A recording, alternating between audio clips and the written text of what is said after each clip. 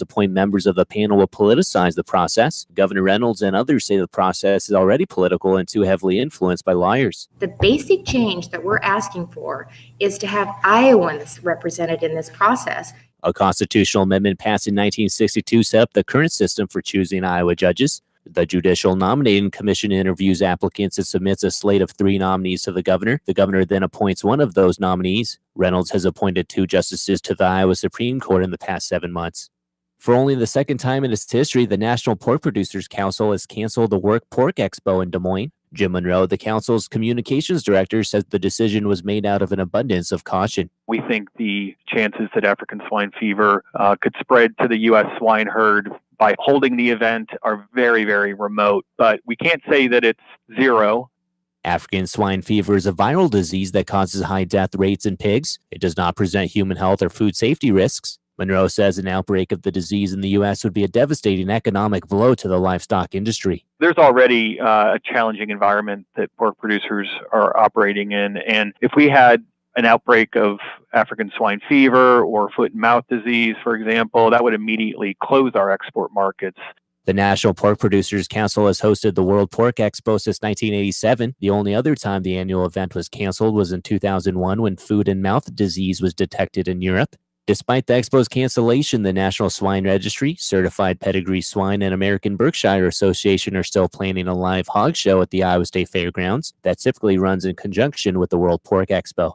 The Fort Dodge Community School District is currently running its annual Miles of Pennies fundraising campaign until April 26th. Fort Dodge Community Schools Foundation Director Molly Nelson says the fundraiser will lead to new educational resources for students. For example, at Cooper, they want to buy books for small group instruction. At Fieldhaver, Makerspace, equipment, headphones at Riverside. The middle school wants to get some stuff for 4th and 5th grade events that they have as you're moving through the grades at the middle school. And the high school wants to buy some more books. If schools meet their goal, the Fort Dodge Community Schools Foundation kicks in an extra $100 to go towards educational materials. Nelson says that this year's goal is to raise about $8,000 for the district. To donate, bring pennies, nickels, dimes, quarters, dollars, and checks to any Fort Dodge Community School District school. The fundraiser ends on April 26th. I'm Alex Benzagal with the KVFD Afternoon News. Have a great day. Here's AM 1400 KVFD Weatherology forecast. A wind advisory is in effect here for the forecast area. We'll see a few scattered rain showers here for this afternoon with cloudy skies and temperatures holding rather steady. East winds around 15 to 25 miles per hour, gusting as high as 40. Tonight, a chance for showers and thunderstorms, cloudy skies, temperatures still holding steady, and winds gusting as high as 45. Thursday, chance for showers and storms, a high of 52. From the Weatherology Weather Center, I'm meteorologist Jennifer Wojcicki. Currently, it's 36. Right now, get 11% off everything at Menards. Give your floors a complete makeover with Shaw Vinyl Plank Flooring. It has the look of a wood or stone floor, but it's waterproof and features easy, click installation. It's durable and easy to maintain, so it's great for high traffic areas, kids, and pets. Get 11% off all Shaw Vinyl Plank Flooring and everything else at Menards. Now through April 13th. Save big money at Menards. Active Health Chiropractic is having a bump day, and all expectant moms, new moms, and their supporters are invited. Be at Active Health Chiropractic Thursday, April 11th from 6 till 8. Come discover essential products for parents, newborns, and young children. Get advice from parenting experts. Come enjoy snacks, get a free henna tattoo, and register to win some great door prizes, which includes a grand prize of an infant photography package. No purchase necessary. Don't miss bump day, April 11th at Active Health Chiropractic, 20 North 29th Street, Fort Dodge. In today's economy, it just makes sense to plan ahead. At Historic Bruce Funeral Home, pre-planning your funeral arrangements can save you money. By planning ahead, you can secure your arrangements at today's prices, no matter when our services are needed. Pre-planning your funeral is one of the most thoughtful things you can do for your family. Call us for details. Historic Bruce Funeral Home, Fort Dodge. Online at brucesfuneralhome.com. Every year, millions of Americans are affected by crime. April 7th through the 13th is National Crime Victims' Rights Week, a time to celebrate progress achieved, raise awareness of victims' rights and services, and stand with their families, neighbors, friends, and colleagues whose lives have been forever altered by crime. DSOC commits to making our services more accessible and to building partnerships so we can honor the past efforts of the crime victims movement and look forward to a future of hope and resilience. Help us show victims they are not alone. Call DSOC at 515-955-2273 to learn how you or someone you know can get the help they need. Michael Devine at AM 1400. In the name of justice and the American way of life. With 60 rounds of freedom. That's right. We have 60 rounds of freedom. Oh, my God. I must be a toxic white male. Yes, I live joyously in my toxic hood, or whatever you want to call it. With me now is a not-so-toxic white male. Well, maybe he is in his own little way. Would you ascribe yourself, Dr. Menke, with the traits of a toxic white male? No, I think I'm kind, gentle. Kind, gentle. I'm kind of like a saline bath. It's refreshing. Oh, God. You know, first Kevin Crimmins calls me and tells me I'm a beautiful man while he's in the tub. Yeah. Now you're telling me you're just this breath, breath of fresh air. Well, today there's a lot of breathing. It's kind of cold outside. It's winter, away. Isn't it? Yeah, the wind's blowing and things are moving around. And I should get out, let it snow. Well, all my friends up north are kind of struggling. My brother's flights were canceled from Dallas to Sioux Falls. They canceled them until tomorrow, and they're anticipating about 14 inches of snow, I guess. In Sioux Falls? In Sioux Falls, yeah. By tomorrow morning, or is it going to snow all day tomorrow? Who knows? I just know it's miserable. Your brother must have been one of the very few people who wanted to go to Sioux Falls. Well, no, actually he's going up for the Rock and Roll Hall of Fame. He's a member of that in South Dakota, and they have their annual performance over the weekend. He's a member of the South Dakota Hall of Fame, Rock and Roll Hall of Fame? That's terrific. One of the many groups that he was in way in the past. This is my man down in Texas. Yeah, who, the one in Texas. Who sits around. Drinks wine and has a good time. Yeah, he's naked in the sun half the time, and he smokes a little herb every now and then. He goes, I don't know about that, but it was like 87 degrees down there today. I got a text from him. He was not really looking forward to coming back, but he I bet he wasn't. Feels like he's obligated to, since it is rock and roll. So yeah. I suppose he was in a band, or was he a solo act? No, he was a band. He's a bass player. Bass player. Yeah. Started out trumpet and then he moved to bass. He's pretty versatile. He can play just about anything. What did he do in life? He was a car salesman or something. For a while, he worked with the VA for a number of years. That's right, he did, didn't he? Yep, worked for the VA, and then he quit there and then moved south to Waco, chasing a woman, of course. Of course. Yeah. And then men do that, man. Yeah, Tell me about it. I've been driving 170 miles every weekend for 15 years. Yeah. There's a way to solve that problem. Well, I thought you not willing to do it yet. I guess. Okay, I guess I'm waiting for old age or the end of life to solve the problem for me. Yeah. I don't know. No, so actually, Lonnie's a disabled vet. He broke his ankle when he was in the Army. He's had it replaced twice. Really? The first time he had it done, I never even knew they did that. And then the first one didn't take, so he did a second one. So he's got an artificial ankle. So, no, it happens. Yeah. I mean, how did he step in a hole or something? I did that. He had broken it in high school, and then he broke it again. And when he was active duty Army, I don't know exactly the circumstances. He was in Korea. So he was a Hawk missile repairman. That's why he didn't go to Vietnam, was because they didn't have Hawk missiles in Vietnam. Ended up in South Korea. Oh, really? Yep. I once stepped in a hole. Are you ready for this? See if you can do a visual on this. I'm ready. I was running in formation. I don't believe that. I have to have video. And it was during the second mile of the run. I stepped in a hole and tore all the tendons from my ankle and off my foot. And my foot went at a 45-degree angle, and all my weight came down on it. All the tendons were pulled away from the bone. That sounds painful. It was very painful. It was worse than a break because I'd broken my foot before. Yeah. In a rather embarrassing way, I ran over my own foot, but that's another thing. But yeah, that was really painful, and it took a long, long time to heal too. I was on crutches, which is a miserable experience. Anybody that's ever had to use sticks knows what I'm talking about. It's just a miserable experience to have to get around on crutches. Yep. But fortunately, it wasn't in. It was on the Mekong River, so there was no snow. You weren't going to slip on the ice. I wasn't going to slip on the ice. No. Yeah, slip on a leech. So anyway, I saw you the other night at Taste of Kosovo. Yes, I did. Were you running the event, or no? Was that... I was. Well, part of the sister city. Dawn Larson and her little group have been in charge of that. This is our second year, and big shout out to Chef Michael out there. They did a great job. They did. The They did a people good from Iowa job. Central did a good job, and Dawn, of course, led it up. But the dollars raised for that are to take the kids over to Kosovo to attend Camp Toka. And then they also bring kids back from Kosovo. The 4-H has been involved the last couple of years. And so they changed it around a little bit where there's actually 8 students involved. 4 of them will host the Kosovo students when they come over this summer. And the other 4 will actually go to the camp over in Camp Toka. So this more or less covers their airfare. The airfare is about $2,000 a person, and the rest of the camp expenses are absorbed by the camp. So it's been a pretty good deal for the kids. This will be our 3rd or 4th year or so.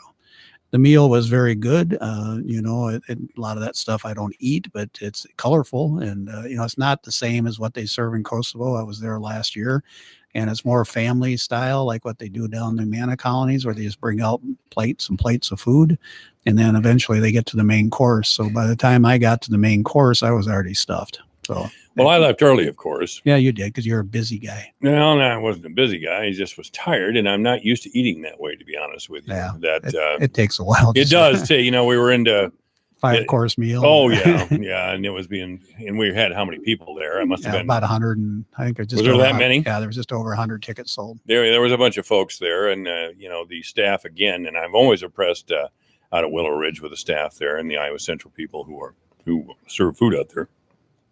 But I'm more of a fast food guy, I guess. Yeah, that's one suggestion from last year was just to pick it up a little bit, because when you eat something and they start you out with a small salad or something like that, and it was very good, very tasty. But I'm kind of like you. I like to shovel it in and let's get it done here, guys. Yeah, plop down and watch TV. Sure. Yeah, it was a fun night. I mean, we got out of there probably about 9 and it started about 6. So it was about 2 hours of waiting for food, and it gets a little long, but I think everybody enjoyed it. Yeah, I think so. And General Gashi was there, general from Sioux City with the Air Guard. I can't remember his name. He's retiring next month. General Orr from the main guy, the 2-star general, is retiring too. So there's a little bit of a gap at the top, I guess. So maybe it's time for you to get back in. Maybe we could promote you to leadership.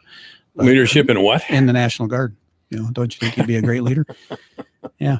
So anyway, I'm past my running in formation days. You are? Terry. Yeah. Okay. That was 80 pounds and about 47 years ago. So a lot more energy.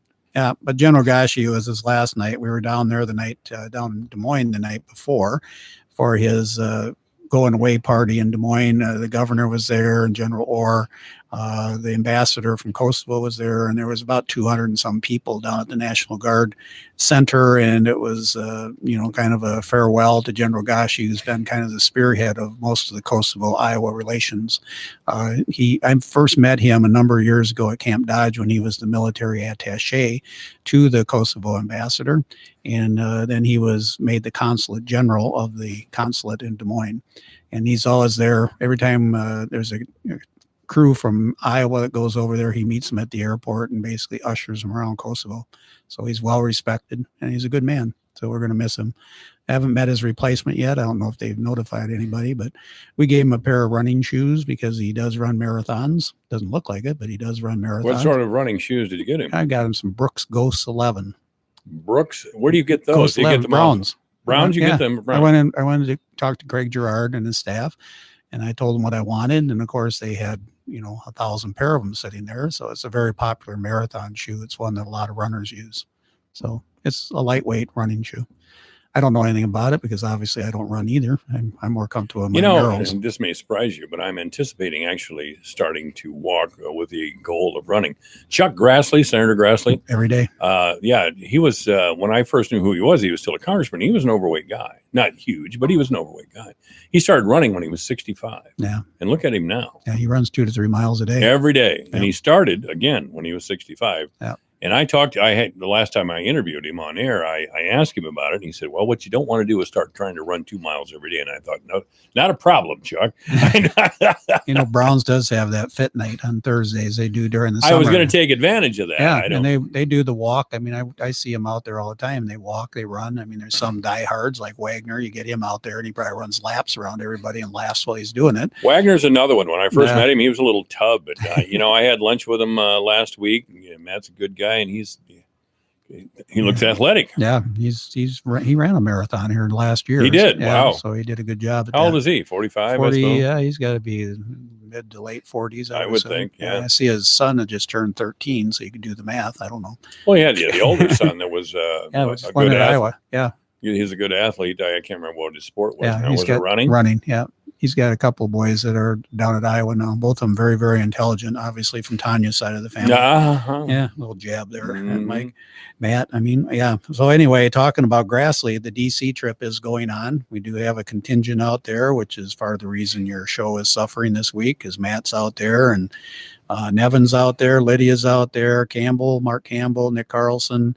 Can't get Mark and Nick on your show, but they made it to DC. They go to Washington, Yeah, D.C. you believe That's that? Yeah, terrific. yeah, isn't just it? to get away from you. David's out there, and we got Wade. I'm having a little trouble over the county anyway, as you may know. Well, yeah.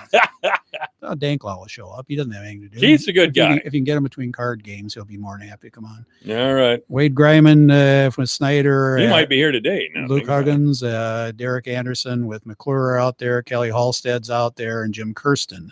So that's the group representing Fort Dodge and the surrounding areas. Are going out basically to shake hands, kiss babies, and reacquaint themselves with the staffers. The congressmen and the senators. They'll meet with all them. They're all scheduled over the next couple of days. It's a very intense meeting. A lot of times when we go into those meetings, I've been out there a couple times with them, and it's you start early and you end up late. It's a very busy day. You go in and basically meet with the Congress people for about 15 to 20 minutes and talk to them, hand them a little brochure, and then the rest of the day is spent with staffers. And the staffers are the ones that do a majority of the work. The congressmen obviously are busy voting on whatever they're voting on, and the staffers are the people that we reach out to with the information, and they're the ones that really work on our behalf out there. The big things this year, the build grant again for the parking facility, the intermodal transportation hub on First Avenue South is top priority again. We applied last year and we were, it wasn't quite in the cards. So this year we're meeting with the staff to talk about what we can do differently. And that's why Wade is out there, Greiman with Snyder's, because they kind of facilitated that last year. So they'll be working on that. The riverfront development is also top priority for the city. And it's also very You're just important. not going to give up on that, are you? Nope, can't. It keeps moving forward, but sometimes Like Olson Park. Yeah, I can see that. Well, the bids are due on that on the 16th, so that'll be interesting. Yeah, But, that will be interesting. It's yeah. always interesting when we Yeah. start talking Olson Park. But again, they're meeting tonight. They'll have a reception at the Monocle. Senator Grassley and his wife always show up for that. We always invite the Kosovo people. I believe there's somebody from CJ out there this year too. And I don't know if anybody from Cargill is going to be with them, but these social events, it's kind of strange because normally they start about 5:30, 6 o'clock, and they go for about 2.5 hours. And because there's congressmen there and there is alcohol in the facility, there's no place to sit down. You can't have chairs apparently in the room when you're dealing with congressional figures. And the meal is basically, you just walk over and pick up what you want to eat and you stand there and talk. So it's an interesting thing, but the staffers like that because a lot of the staffers are young. A lot of them aren't paid very well, and it's basically a free meal for them. So it's a good Sure. opportunity to mingle and to get our message out there. So it's a great time. So I wish those people luck. Nevin and Lydia. I think this will be Lydia's first trip out there. Lydia. Yeah. I saw you, and actually, I was at the same table, but I was, of You're course, way down there. exiled away on the other end. Yeah, We don't want to be seen. I with didn't know that you and Pam were friends with Lydia. Well, we've known the And, Batcher, in the Batcher family for years. Luke Batcher is the manager of Mineral City. I was Luke's tag team football Were you? coach back when he was a little Yeah, kid. Sean, my youngest, and Luke were good friends all the way Mhm. through school, and so I've known Lydia for years, and I've known Mhm. Ron and Beth Batcher, mom and dad. Mhm. So I've known Lydia for some time. So know Keenan a little bit, but not as much as Lydia. So, but anyway, we had a good time. So I wish them luck out there. I haven't done a weather report. I don't know. Do you know the weather in Washington, D.C.? I do not, but I can look it up for you there. Last Dr. time we were Menke. there was snow on the ground, and it was quite interesting because there was a delegation from Texas that apparently had never seen snow before. And of course, Washington, D.C. shut down last time we were there because of the snow. So a lot of our meetings were rescheduled. A couple of the USDA people actually came downtown and met with us at the hotel. But it was kind of fun. There's a gentleman by the name of, is it Richard Stern, I believe is his name. He was with, well, I can't remember which congressman he was with. I don't think he was with King, but he was with one of them. Now he's with somebody from California. But he took us on a tour of the Capitol, and because the Capitol was shut down, we kind of worked our way through the underground tunnels. And he kept telling the security people, because there's a ton of security in D.C. What a surprise! Yeah, he kept telling them we were meeting with with Senator Grassley. So we kept getting these passes, even though we didn't have a meeting with Senator Grassley. And we basically did the whole underground tour of the Senate and everything underneath the Capitol, and had the place pretty much to ourselves, which was kind of cool. Then he got us out on the Speaker of the House patio overlooking the courtyard out there, the whatever they call the memorial area. Mm-hmm. So that was kind of fun. Right now it's sunny and 70 degrees sure. in Washington, D.C. Overnight partly cloudy with a low of 46. And tomorrow, sunny with a high of 64. Looking at Friday, chance of rain showers, mostly cloudy with a high of 71. The weekend looks wet with showers and thunderstorms on Saturday with a high of 76. And on Sunday, rain showers, then showers and thunderstorms. Likely it'll be cloudy other than that with a high of 71. Right now, it just turned 71 in D.C. Thank you. This is D.C. 101.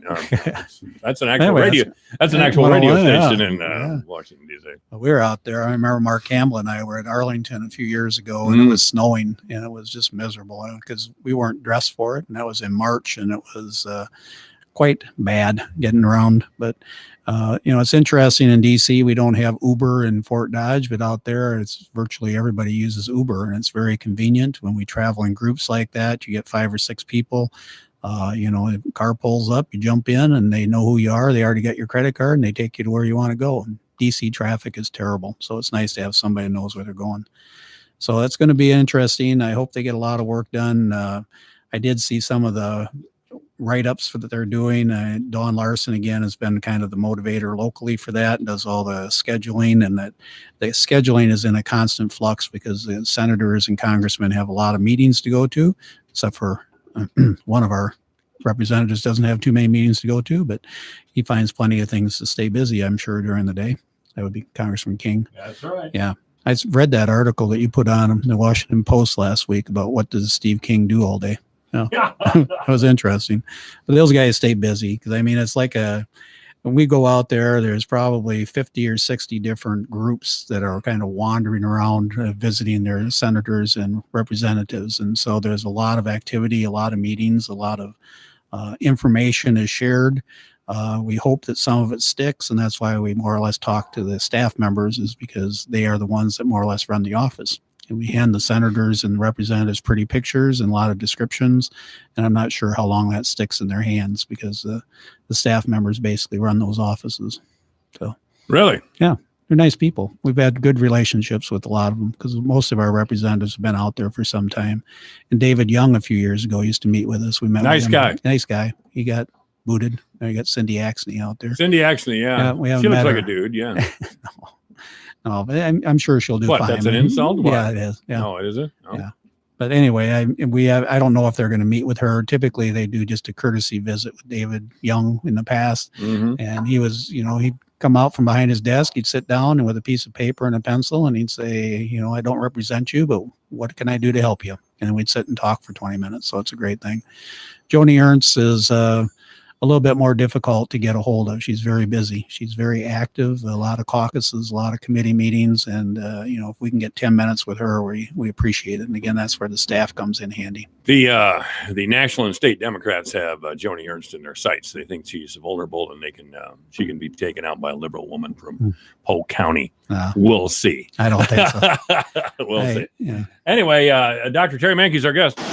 Michael Devine, the mayor of Manville. It's a fancy title for a part-time job. Michael Devine at AM 1400 KVFD. All right, it's exactly 2:30. This is AM 1400 KVFD, the voice of Fort Dodge. News is next.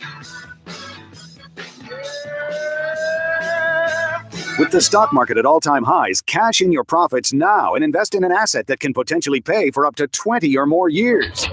That's the sound of a producing oil well and the sound of a smart investment. If you're an SEC-defined accredited investor, you can take advantage of Encore Energy's projects. Call now to learn how you can potentially achieve 20 or more years of income and deduct 100% of every dollar invested against all forms of income. Call 1-800-803-8511. Invest in your future and buy oil. Encore is drilling in an area that is potentially one of the most prolific horizontal oil plays in the entire country. Oil prices are projected to rise, so you need to own a piece of an oil field. Encore Energy is the most active oil and gas operator in its core area of operations. Call now and learn how to deduct 100% of your investment and create 20 or more years of potential monthly income. Call 1-800-803-8511. You'll be calling directly to the home office of Encore Energy. That's 1-800-803-8511. Oil investments involve a high degree of risk and actual results may vary. Your news, your town, your station. KVFD News when it breaks. Good afternoon. I'm Alex Benzagal with the KVFD Afternoon News. Governor Kim Reynolds is calling on her fellow Republicans to approve changes in the system for nominating Iowa Supreme Court justices. The Republican-led Iowa Senate endorsed a bill on the subject about a month ago. The House of Representatives, which is also controlled by Republicans, has yet to debate the bill on the House floor. I absolutely feel those changes are needed, and I am hoping that the House can get this done. This is a system that needs to better reflect all Iowans, and we have made all kinds of compromises in working with both the House and the Senate, mostly the House, to address some of the concerns. Opponents of the plan say having State House leaders appoint members of the panel will politicize the process. Governor Reynolds and others say the process is already political and too heavily influenced by lawyers. The basic change that we're asking for is to have Iowans represented in this process. A constitutional amendment passed in 1962 set up the current system for choosing Iowa judges. The Judicial Nominating Commission interviews applicants and submits a slate of 3 nominees to the governor. The governor then appoints one of those nominees. Reynolds has appointed 2 justices to the Iowa Supreme Court in the past 7 months. For only the second time in its history, the National Pork Producers Council has canceled the World Pork Expo in Des Moines. Jim Monroe, the council's communications director, says the decision was made out of an abundance of caution. We think the chances that African swine fever could spread to the U.S. swine herd by holding the event are very, very remote, but we can't say that it's zero.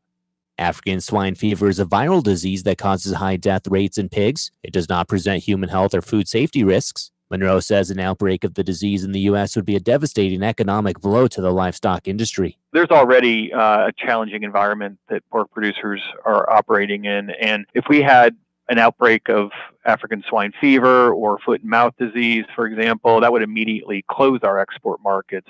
The National Pork Producers Council has hosted the World Pork Expo since 1987. The only other time the annual event was canceled was in 2001 when foot and mouth disease was detected in Europe. Despite the Expo's cancellation, the National Swine Registry, Certified Pedigree Swine, and American Berkshire Association are still planning a live hog show at the Iowa State Fairgrounds that typically runs in conjunction with the World Pork Expo. The Fort Dodge Community School District is currently running its annual Miles of Pennies fundraising campaign until April 26th. Fort Dodge Community Schools Foundation Director Molly Nelson says the fundraiser will lead to new educational resources for students. For example, at Cooper, they want to buy books for small group instruction. At Fieldhaver, Makerspace, equipment, headphones at Riverside. The middle school wants to get some stuff for 4th and 5th grade events that they have as you're moving through the grades at the middle school. And the high school wants to buy some more books. If schools meet their goal, the Fort Dodge Community Schools Foundation kicks in an extra $100 to go towards educational materials. Nelson says that this year's goal is to raise about $8,000 for the district. To donate, bring pennies, nickels, dimes, quarters, dollars, and checks to any Fort Dodge Community School District school. The fundraiser ends on April 26th. I'm Alex Benzagal with the KVFD Afternoon News. Have a great day. This is AM 1400 KVFD, the voice of Fort Dodge. I'm Michael Devine. In the weather forecast, cloudy today with a high only of 42. I don't have to tell you it's windy, do I? Wind gusting up to 45 miles per hour. Overnight rain and thunderstorms. Pretty good one last night. Cloudy with a low of 37. Tomorrow, some rain, a thunderstorm in the afternoon. It'll be off and on all day. On Friday, chance of rain and snow. Cloudy with a high only of 41 degrees. That is 25 degrees lower than the average temperature for this time of year. On Saturday, mostly sunny with a high only of 48. Sunday, sunny with a high of 50. On Monday, some normalcy is restored. 60 degrees on Monday, 64 on Tuesday. Right now, only 36 degrees at AM 1400. KVFD, the voice of Fort Dodge. Obituaries this hour brought to you by Gunderson Funeral Home and Cremation Services at 1615 North 15th Street, Fort Dodge. You may contact Gunderson Funeral Home and Cremation Services by calling 515-576-7128 or online at www.gundersonfuneralhome.com. Michael D. Shady, S-H-A-D-Y, Shady Dodge, 41 years old of Fort Dodge, died Monday at the Paula J. Baber Hospice Home. Cremation rights for Michael D. Shady, or Shady, S-H-A-D-Y, excuse me if I'm mispronouncing his name. Cremation rights will take place at Gunderson Funeral Home and Cremation Services. The family will greet friends from 5 to 7 this Friday at Gunderson Funeral Home. Obituaries this hour brought to you by Gunderson Funeral Home and Cremation Services at 1615 North 15th Street, Fort Dodge. You may contact Gunderson Funeral Home by calling 515-576-7128 or online at www.gundersonfuneralhome.com. It's 2:36 at AM 1400 KVFD, the voice of Fort Dodge, 36 degrees. City Councilman Terry Menke's in the studio. We'll talk with him in just a few minutes. Right now, with the closing market report, here's Jesse. Here's a look at closing markets. I'm Jesse Stewart reporting for Dwayne Murley. Grains were mostly higher in quarter soybeans on Wednesday. We saw May soybeans up 3 1/4 at 9.02. July beans up 3 1/2 at 9.15 1/4. November beans up 2 3/4 at 9.34 1/2. May bean meal up $1 a ton at 3.10.10. May bean oil up 3 points at 29.07. May quart up 1 3/4 at 3.61 3/4. July quart up 2 1/4 at 3.70 3/4. December quart up 1 1/2 at 3.90 3/4. May Chicago wheat down 1 1/2 at 4.58. May Kansas City winter wheat down 1 1/4 at 4.26 1/4.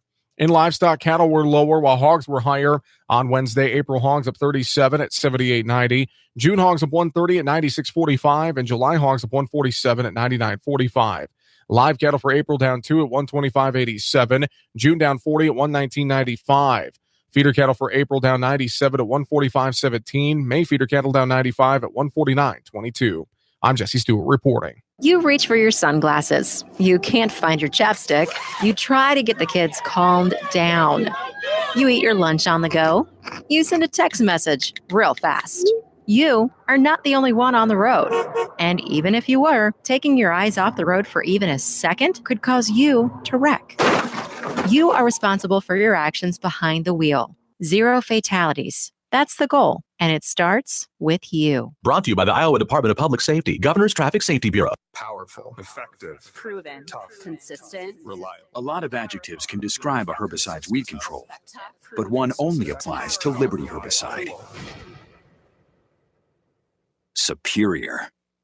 Liberty herbicide has no known resistance in row crops, more convenient application flexibility, and excellent control of key weeds. All backed by the Liberty Weed Control Guarantee. Learn more at liberty.basf.com. Grow smart with BASF. Always read and follow label directions. First State Bank, first for you. First State Bank and its ag lenders are first for you. They have the desire to work with you and the authority to make their decisions locally. When it comes to agriculture, they strive to be your #1 financial institution leader. Stop in or give Fort Dodge Ag Loan Officers Craig Barber or Emily Lawler a call to see how they can help you grow. Member FDIC, Equal Housing Lender. First State Bank, first for you. As the nation's leader in pork production and pork exports, Iowa's pork producers are doing things right. It's their ethical and moral responsibility. Hog farmers keep their pigs safe and healthy, safeguard natural resources, protect public health, and build strong communities every day. Pork quality, responsible production, and continuous improvement are roles they take very seriously. Iowa's pork producers, producing safe, affordable food. Sponsored by Iowa's pork producers and their pork checkoff. The Webster County pork producers remind you when it comes to protecting their family's health, Iowa's pig farmers are some of the most concerned people around. Safe, affordable, delicious, and nutritious pork can be served for your dinner tonight. Roasted, grilled, stewed, sauteed, stir-fried, broiled, kebabbed, sauced, dipped, sandwiched in your new recipes and your old recipes. Why not buy some pork today and serve it up tonight? This message brought to you by the Webster County pork producers, striving to serve people, pigs, and the planet.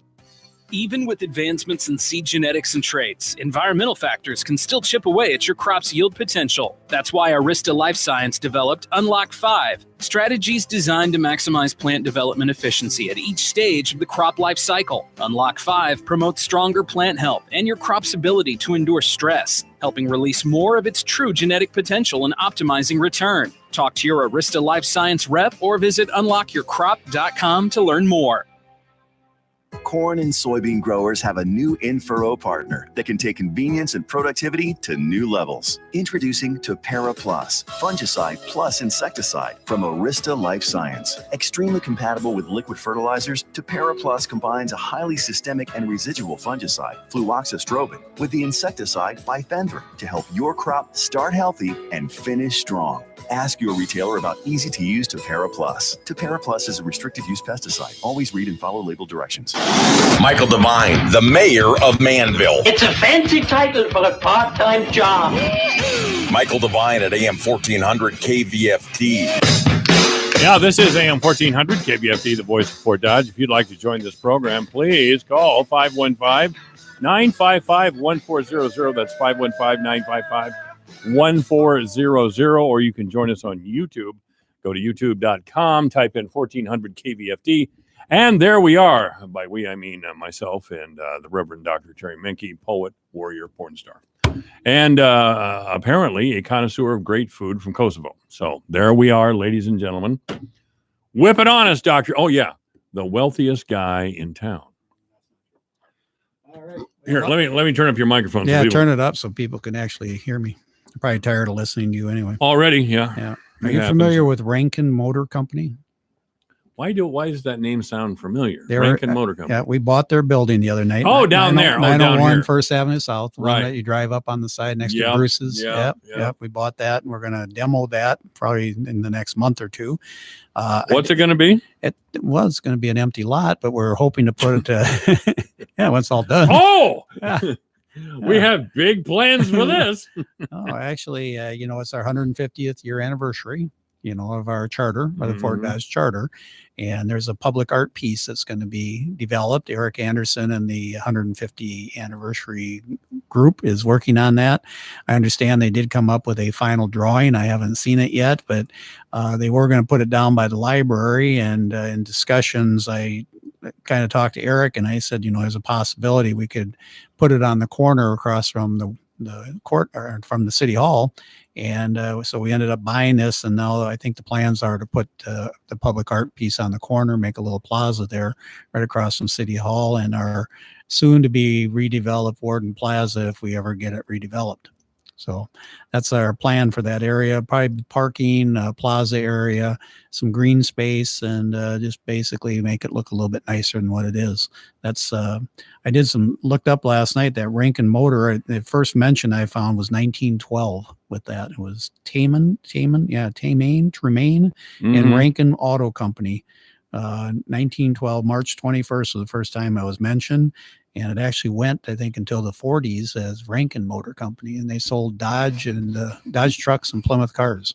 And Plymouth cars. Yeah. So Okay. I don't know if Shimcats bought them out at some point. I mean, Probably. Yeah. So, but they were down Or they there. went out of business and Shimcat picked up the franchise. Yeah. Whatever. So, yeah.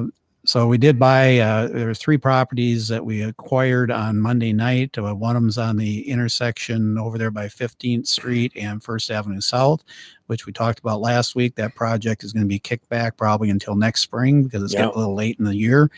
We bought that house. They needed some right away, and the guy said, why don't you just buy the house? And so we bought the house because actually it gives us more space for turning lanes over there. And that's right across from the rec center there, 1425 First Avenue South. We also bought a house up on Hawkeye Avenue. That house was bought, and it will be torn down by the current owner. And Who's the current owner of that? Mark. Taylor. I don't Yeah, know. he owns a lot of property up. You in know that Mark, area. don't you? Yeah, I know Mark. He ain't Yep. your guts, right? I don't know. We still talk. Yeah. But anyway, We still talk. not very often. One of those conversations, like, I'd like to beat you. No, but I mean, our plans on Hawkeye Avenue is eventually that whole Northwest River District redevelopment, looking at some property acquisition right away, acquisition up there. They did lay that out last year. They did a lot of survey work up there, and there's some plans underway, which will redo that road and get rid of some of that hill over there on the side, make it a little bit more friendly for cars and hopefully for people, because we're hopefully going to put some trails, sidewalks over in that area. So those were the 3 property acquisitions. I can tell you that we are looking at some additional properties. There's a lot of plans going on. It's been kind of one of my things is if the house cannot be fixed and it looks bad, and especially if it's someplace where people drive by it quite often, it's not necessarily the best thing for our image. So I'm all for this property acquisition. I think the more we buy and either knock it down or rejuvenate it, that's the way to go. Obviously, some of our rejuvenation efforts haven't worked real well, but the acquisition and knocking it down doesn't really solve much, but it does eliminate the blight and the appearance of rundown housing. We did award also the street reconstruction project. Fort Dodge Asphalt was the only bidder, just over $1 million bucks. I wish we had more money to spend, and I know, and people know as well as I do, that there's a lot of roads out there that need a lot of tender loving care. 22nd Street will be redone this year. 14th Street will be redone. Part of 5th Avenue North that they probably should have done last year, but there's in that same area off of 14th Street will be redone. 8th Avenue South is being redone as we speak. South, is it 12th Avenue South and 22nd Street down in the south part of town. They're redoing that intersection. So the construction is starting. The fire department reconstruction will start next week. The concession stand at Harlan Rogers started on Monday. So there's a lot of stuff going on, a lot of work being done, and a lot of progress. But again, if you do see potholes or anything you need work on, see Click Fix. That's the way. See Click Fix. That's the way to do it. They have been working real hard getting those potholes filled in. I think it was a week ago, they told us 60,000 pounds of fill is what they've already used. So, I mean, that's a lot. 60,000. 60,000. Wow. Yeah. They got 2 trucks out there that are filling potholes. But it's going to take a lot more. I mean, it's going to take, and there's a couple areas in town, like Avenue M West out by CFR, the new building out there. They're going to dedicate that, I think, the middle of May.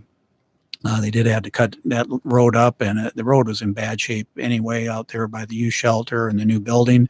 I talked to Chad about that a few weeks ago, and it's possible that we may be able to do something, but they're actually talking about crushing that concrete and then using it as a base and then coming in with an overlay of asphalt. So there's a lot of different techniques that are being looked at. And again, we know the roads are bad and we're working on them, but it seems like no matter what we do, it gets worse. So we're trying. By the way, an important announcement regarding this radio program. Next Tuesday, we'll have J.D. Scholten, the former Democratic candidate for the 4th congressional seat, on the air with us. And yes, I will be asking him about his struggles with his whiteness. Hey, he said it. I'd like to have him define struggling with whiteness. My daughter-in-law is a big Scholten fan. Big. And big. I actually went out to Iowa Central and I saw him and Bernie Sanders and what's the guy's name from the doo-wop guy from, I can't remember his name. Big Bowser, whatever. They were all out at Iowa Central. I went out to see Bernie Sanders. Bowser. Bowser, yeah. Bowser. Yeah, he's saying, I don't know what his name is. But he was with Shana Na. Yeah, Shana Na. You're right. A bunch of college kids who jumped on stage at the Woodstock Festival, and somehow this guy's still making hay out of it. Yeah, he's doing well. Yeah, but I don't know if he's doing well if he's appearing at Iowa Central Community College, but okay. Yeah, I got his picture for my daughter-in-law driving his RV. He bought that old rundown Winnebago. JD did, and he was driving all over with that. So I got a picture of him driving away from Iowa Central for my daughter-in-law. So he's a big, tall guy. Baseball about player. 6 feet. Yeah, eight. he'll Yeah, be able to that's- talk baseball if nothing else. he was a Class A minor league pitcher. Yeah. You know, And he was, And he was a that's- paralegal too. Paralegal at several different places. I understand. That's a hell of a resume. To Well, take. yeah, but he almost, he did a good job for what little he had. Well, Congressman King has been able to just sit on his lead up there in the 4th District, or we're part of the 4th District. Yep. But those days are over for him. I mean, he's out there right now, going from town to town, making the case already for his own reelection. But he's got a tough way to go. Yeah, he does. Got a lot of money he needs to raise. He's got a lot of money he needs to raise. Randy Feenstra, who is running against him for the Republican nomination, is a good candidate. He's a solid candidate. There's not a liberal bone in Feenstra's body. And he's already raised $250,000. Yeah. And then there's Jeremy Taylor, a young man out of Sioux City, also a conservative veteran, combat veteran of the Iraq War and Afghanistan wars. He also would like to test the waters, to use the cliche.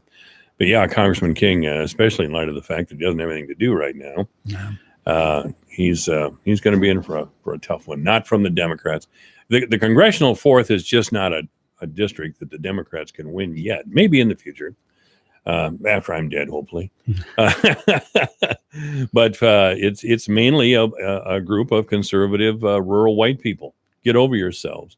Cindy Axne won in the congressional 3rd only in Polk County. She lost 16 of 17 counties. When you get outside of the big areas in Iowa, you're going to lose every time. And what is the congressional 4th but not one big cornfield here? Yeah. Well, we've worked with Steve King. I mean, we obviously have had our differences. I don't agree with everything he says or tweets. Oh, you had to say that. Every one of you guys over at the city and county, I don't agree with everything Congressman King says. Well, I think he realizes that, but I've met with him one-on-one. My wife and I talked to him about some military issues, and I've had a chance to talk with him in DC. I had lunch with him one day down at Amigos with Mark Campbell, so it was just interesting. He's a very interesting man. He's very well versed. He's like you. He's well read. He has a lot of knowledge, and he's very easy to talk to. It's just that sometimes you kind of wonder what he's thinking. But he's a German Catholic man from a little town in Iowa. Yep. Period. End of story. I understand him. I mean, he's only 3 years older than you and I. Yeah. And we've had him. He came out to Veterans Park, and we walked around, and a couple of people that I knew wanted to meet with him, and I made arrangements that they could be there, and they talked to him. And I said he's been very good for Fort Dodge. Every time we've gone out to DC and we've had business opportunities that we wanted some intervention, we needed a letter or something from, Steve King is always the first one to offer, himself and his staff to intervene on our behalf. So he's been a very effective spokesman, I think. But again, it's unfortunate the way things have gone in the last few months.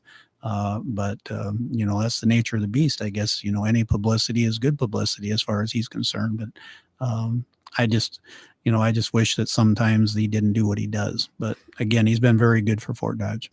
Yes, he has. Yeah. And Danny Plotz will tell you that. Yeah, and I don't know if a lot of people realize that, but he's a very effective leader. He's well connected. I mean, he's a good speaker.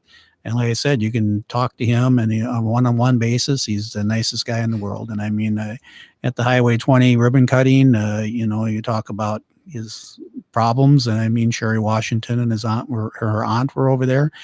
He was very friendly, very approachable, very cordial. pictures, and very old school gentleman. Not like these bunch of rabid, half crazy sheep that are running around calling themselves Democrats.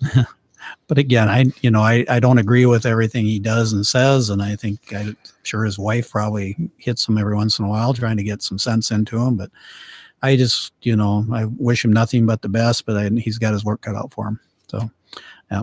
So a couple other things that are happening. Obviously, the river is up, and so we do not encourage you to go down there kayaking at this point. And if you are going to kayak this spring, the hydroelectric dam is not done yet. They're still going to take 5 more feet off of the hydroelectric dam, so do not go down there with your kayaks and canoes. It's not ready yet. The stream bank credits are available now and for sale. And I talked to Jeff Nemmers not too long ago, and he said people are calling, looking at that. We're selling them for $200 per credit, which means we'll get back about $2 million, which will retire that portion of the dam demolition. And we also Right. we have additional money available. Those credits will actually, if we sell all of them, which it sounds like we have a good chance of doing it as the Army Corps lets us, but that will probably net us around $17 million that we can reinvest in our riverfront. Mhm. So that was a pretty good deal. And we thank Snyder again for doing the background work on that and bringing that to our attention so that we could capitalize on it. So the work on the Little Dam is done. As far as I can tell, they're not going to do any more work down there. They hauled all the concrete to the shore for stabilization. I have seen some people down there fishing. I'm not sure what kind of luck they're having because the water is not really conducive for fishing, I don't think, at this point. But I would imagine once things calm down, but with as much snow as they're going to get up north, I don't know how long it's going to be before things calm down. So it's going to be an interesting spring just to see where the water level stabilizes and see what happens with the fishing and kayaking. We did meet last night. Dean and I were at the planning and zoning meeting. You and Dean? Yep. They were reviewing some of the ordinances. They're looking at some of the things that have gone before the Board of Adjustment. The Board of Adjustment is a legal recourse when people don't agree with the zoning issues that they have, and they are looking at our ordinances, our zoning ordinances, because some of these cases that are being taken to the Board of Adjustment, basically all of them are approved, which means that it's a sign that our zoning may not be quite up to snuff. The special exemptions, fence heights, the 100% approval. When asked for a variance, church and school related, they had 100% approval.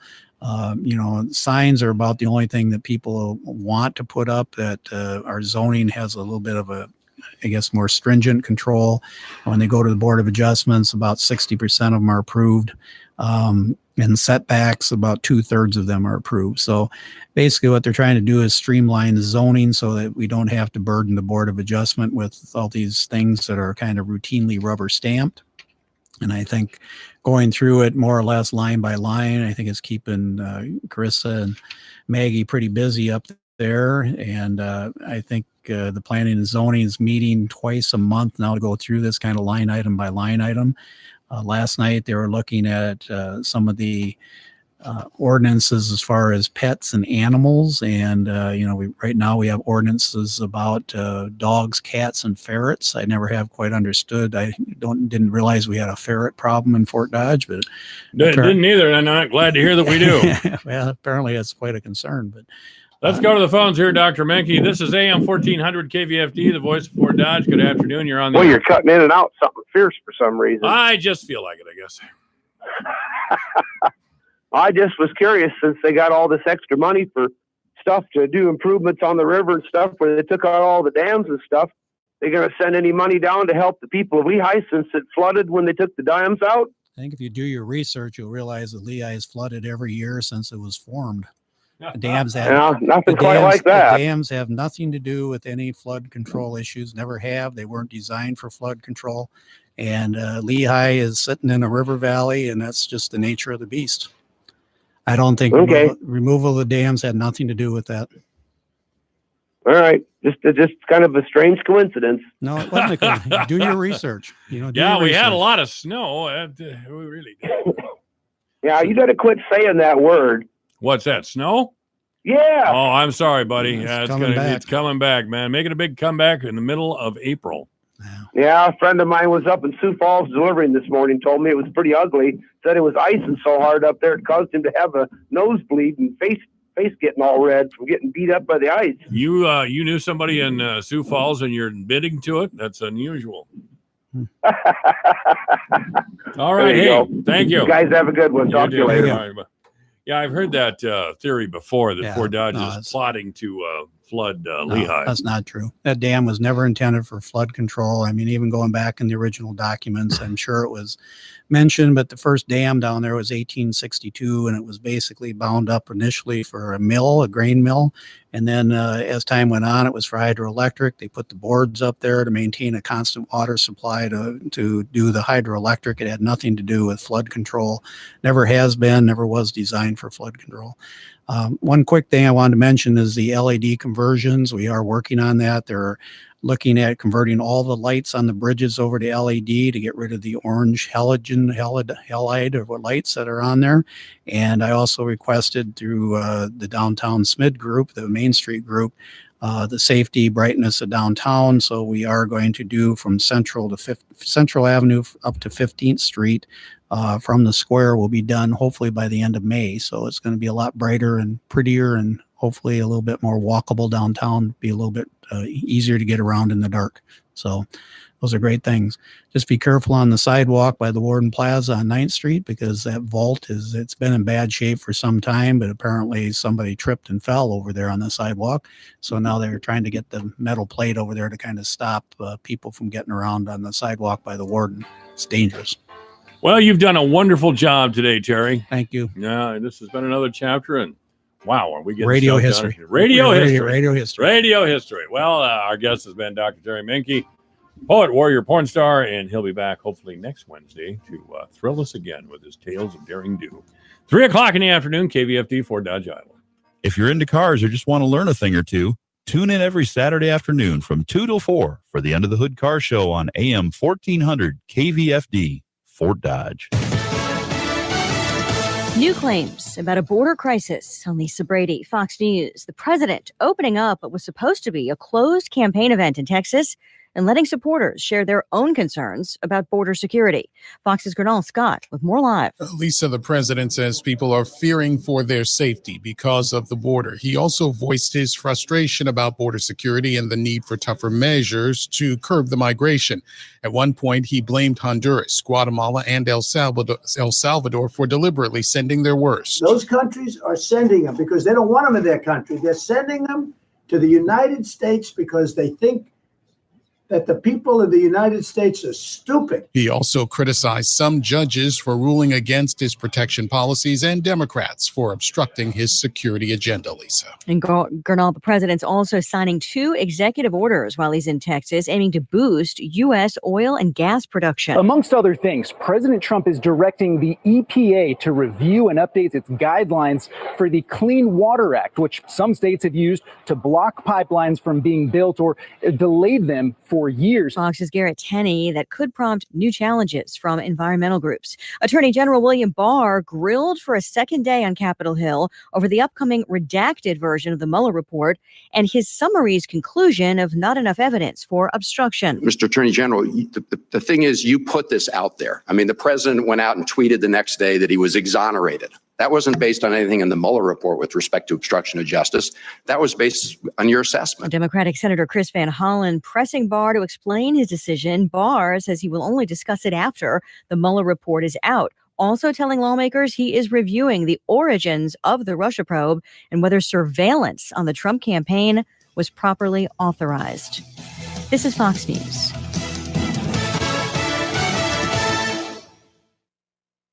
Hi, I'm Jay Farner, CEO of Quicken Loans, America's largest mortgage lender. Spring is prime home buying season, so if you're thinking about buying a home, right now is the time to lock a low rate, which can save you money every month on your new mortgage. With our exclusive Rate Shield approval, the low rate you lock today is protected for up to 90 days while you shop for your new home. With a Rate Shield approval, if rates go up, your low rate stays locked. But if rates go down, you get that new, even lower rate. Either way, you win. Talk to us today at 800-QUICKEN or go to rocketmortgage.com to take advantage. Here's another great reason to work with us. For a record 9 years in a row, J.D. Power has ranked Quicken Loans highest in the nation in customer satisfaction for primary mortgage origination. Again, to lock in today's low mortgage interest rate and get the security of our exclusive Rate Shield approval, call us today at 800-QUICKEN or go to rocketmortgage.com. For J.D. Power award information, visit jdpower.com. Rate Shield approval only valid on certain 30-year fixed-rate loans. Equal housing lender. Licensed in all 50 states. NMLS number 3030. Revised version of Medicare for All unveiled by Vermont Senator and presidential hopeful Bernie Sanders. Today's proposal is different because it beefs up long-term in-home coverage, but the meat of the bill is still just making everybody move onto Medicare, which means no deductibles, no co-pays, but also no private insurance. Fox's Peter Ducey in Washington. 4 Senate Democrats who are also running for president are among the 14 co-sponsors. Senator Amy Klobuchar is not. She has argued for a different path to health care for all. Senate Republican leader Mitch McConnell calls the Sanders proposal a left-wing socialist experiment. A concession in Israel's elections where Prime Minister Benjamin Netanyahu now appears poised for a historic 5th term as prime minister. But his main rival, who conceded defeat today, promises to wage a robust battle from the opposition. Country music fans are in mourning. Earl Thomas Conley is being remembered as one of the biggest hit makers of country music in the 80s. He passed away early this morning in Nashville, and the Tennessean newspaper reports Conley had suffered from a condition similar to dementia and had been in hospice care for several months. Conley was born in Ohio and decided to try his hand at country music after a stint in the Army. He had 18 number 1 hits during his career, including Holdin' Her and Lovin' You and What I'd Say, and influenced some current artists, with Blake Shelton tweeting that Conley was his favorite singer and his friend. Earl Thomas Conley was 77. Tanya J. Powers, Fox News. His rise and fall as a corrupt game show contestant in the 1950s inspired the movie Quiz Show. There's word today that Charles Van Doren died yesterday of natural causes. He was 93. A mixed day on Wall Street turned into a better close. The Dow up 6 points at the bell. Lisa Brady. This is Fox News. Your news, your town, your station. KVFD News when it breaks. Good afternoon. I'm Alex Benzagal with the KVFD Afternoon News. Governor Kim Reynolds is calling on her fellow Republicans to approve changes in the system for nominating Iowa Supreme Court justices. The Republican-led Iowa Senate endorsed a bill on the subject about a month ago. The House of Representatives, which is also controlled by Republicans, has yet to debate the bill on the House floor. I absolutely feel those changes are needed, and I am hoping that the House can get this done. This is a system that needs to better reflect all Iowans, and we have made all kinds of compromises in working with both the House and the Senate, mostly the House, to address some of the concerns. Opponents of the plan say having State House leaders appoint members of the panel will politicize the process. Governor Reynolds and others say the process is already political and too heavily influenced by liars. The basic change that we're asking for is to have Iowans represented in this process. A constitutional amendment passed in 1962 set up the current system for choosing Iowa judges. The Judicial Nominating Commission interviews applicants and submits a slate of 3 nominees to the governor. The governor then appoints one of those nominees. Reynolds has appointed 2 justices to the Iowa Supreme Court in the past 7 months. For only the second time in its history, the National Pork Producers Council has canceled the Work Pork Expo in Des Moines. Jim Monroe, the council's communications director, says the decision was made out of an abundance of caution. We think the chances that African swine fever could spread to the U.S. swine herd by holding the event are very, very remote, but we can't say that it's zero.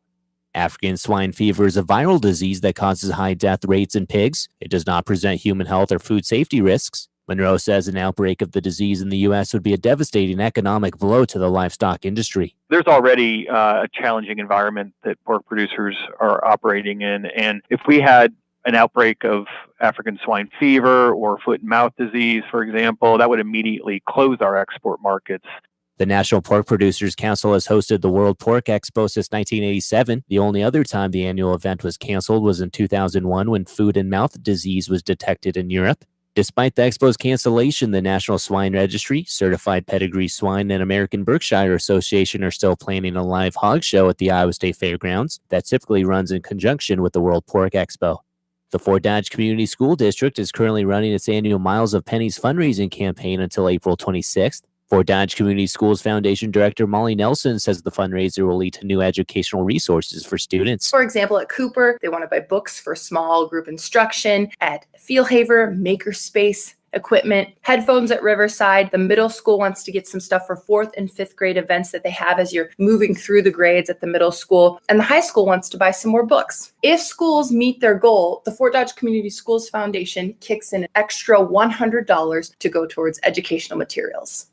Nelson says that this year's goal is to raise about $8,000 for the district. To donate, bring pennies, nickels, dimes, quarters, dollars, and checks to any Fort Dodge Community School District school. The fundraiser ends on April 26th. I'm Alex Benzagal with the KVFD Afternoon News. Have a great day. Here's the AM 1400 KVFD weatherology forecast. A wind advisory continues until 1 p.m. tomorrow afternoon. Cloudy this afternoon with a high of 42. Winds out of the east 20 to 30 miles per hour. Overcast tonight, scattered thunderstorms likely, lows around 37. Scattered thunderstorms again tomorrow, high of 52. From the Weatherology Weather Center, I'm meteorologist Jennifer Wojcicki. Currently, it's 36. Iowa hog farmers have a lot to be proud of. Proud of the quality products we put on tables around the world.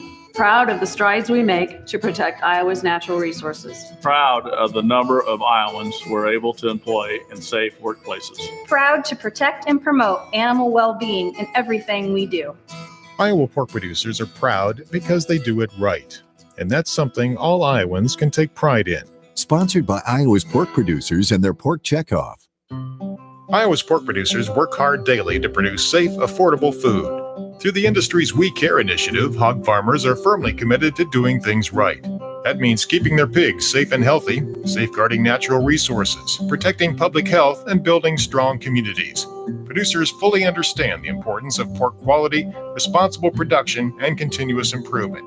It's the moral and ethical thing to do. Sponsored by Iowa's pork producers and their pork checkoff. I'm Jamie Brundage, owner of Historic Bruce Funeral Home. We're a full-service funeral home with an off-site crematory. At Bruce's, we specialize in pre-arrangements and family support before, during, and after the service. We also offer beautiful memorial items to help you remember your loved one forever. Bruce Funeral Home is proud to be by your side every step of the way throughout the funeral process. Historic Bruce Funeral Home, Fort Dodge. Michael Devine, the mayor of Manville. It's a fancy title for a part-time job. Michael Devine at AM 1400 KVFD. Well, there you go. AM 1400 KVFD, the voice of Fort Dodge. A cold and wet day. I don't think I see many planters out in the field as of yet. This portion of the program, by the way, brought to you by the Webster County Pork Producers. And with me now, of course, is Greg Hora, who is the past president of the Iowa State Pork Producers, and you still current president of the Webster County? Of Webster County, yeah. Got to find your own replacement. Oh, you do? Yeah, that's how those things go. Very few pork producers. Oh, there's a lot of people that want to be vice president and they want to grill, but they say, hey, you stay where you're at. Ladies and gentlemen, I'd just like to say that if you need anybody to explain the pork business to you, Greg Hora is your go-to guy. I invited him to Rotary on Monday, and he picked up the microphone and talked for 20 minutes. Just bang.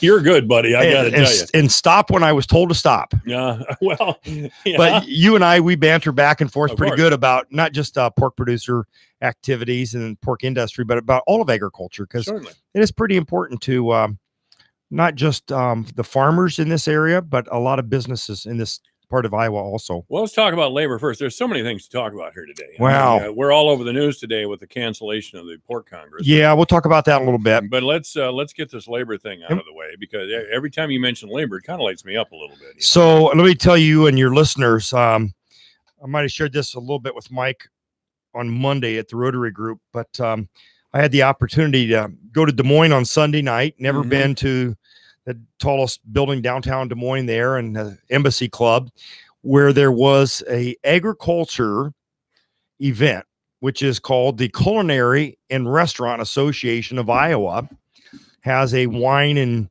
dine type of activity.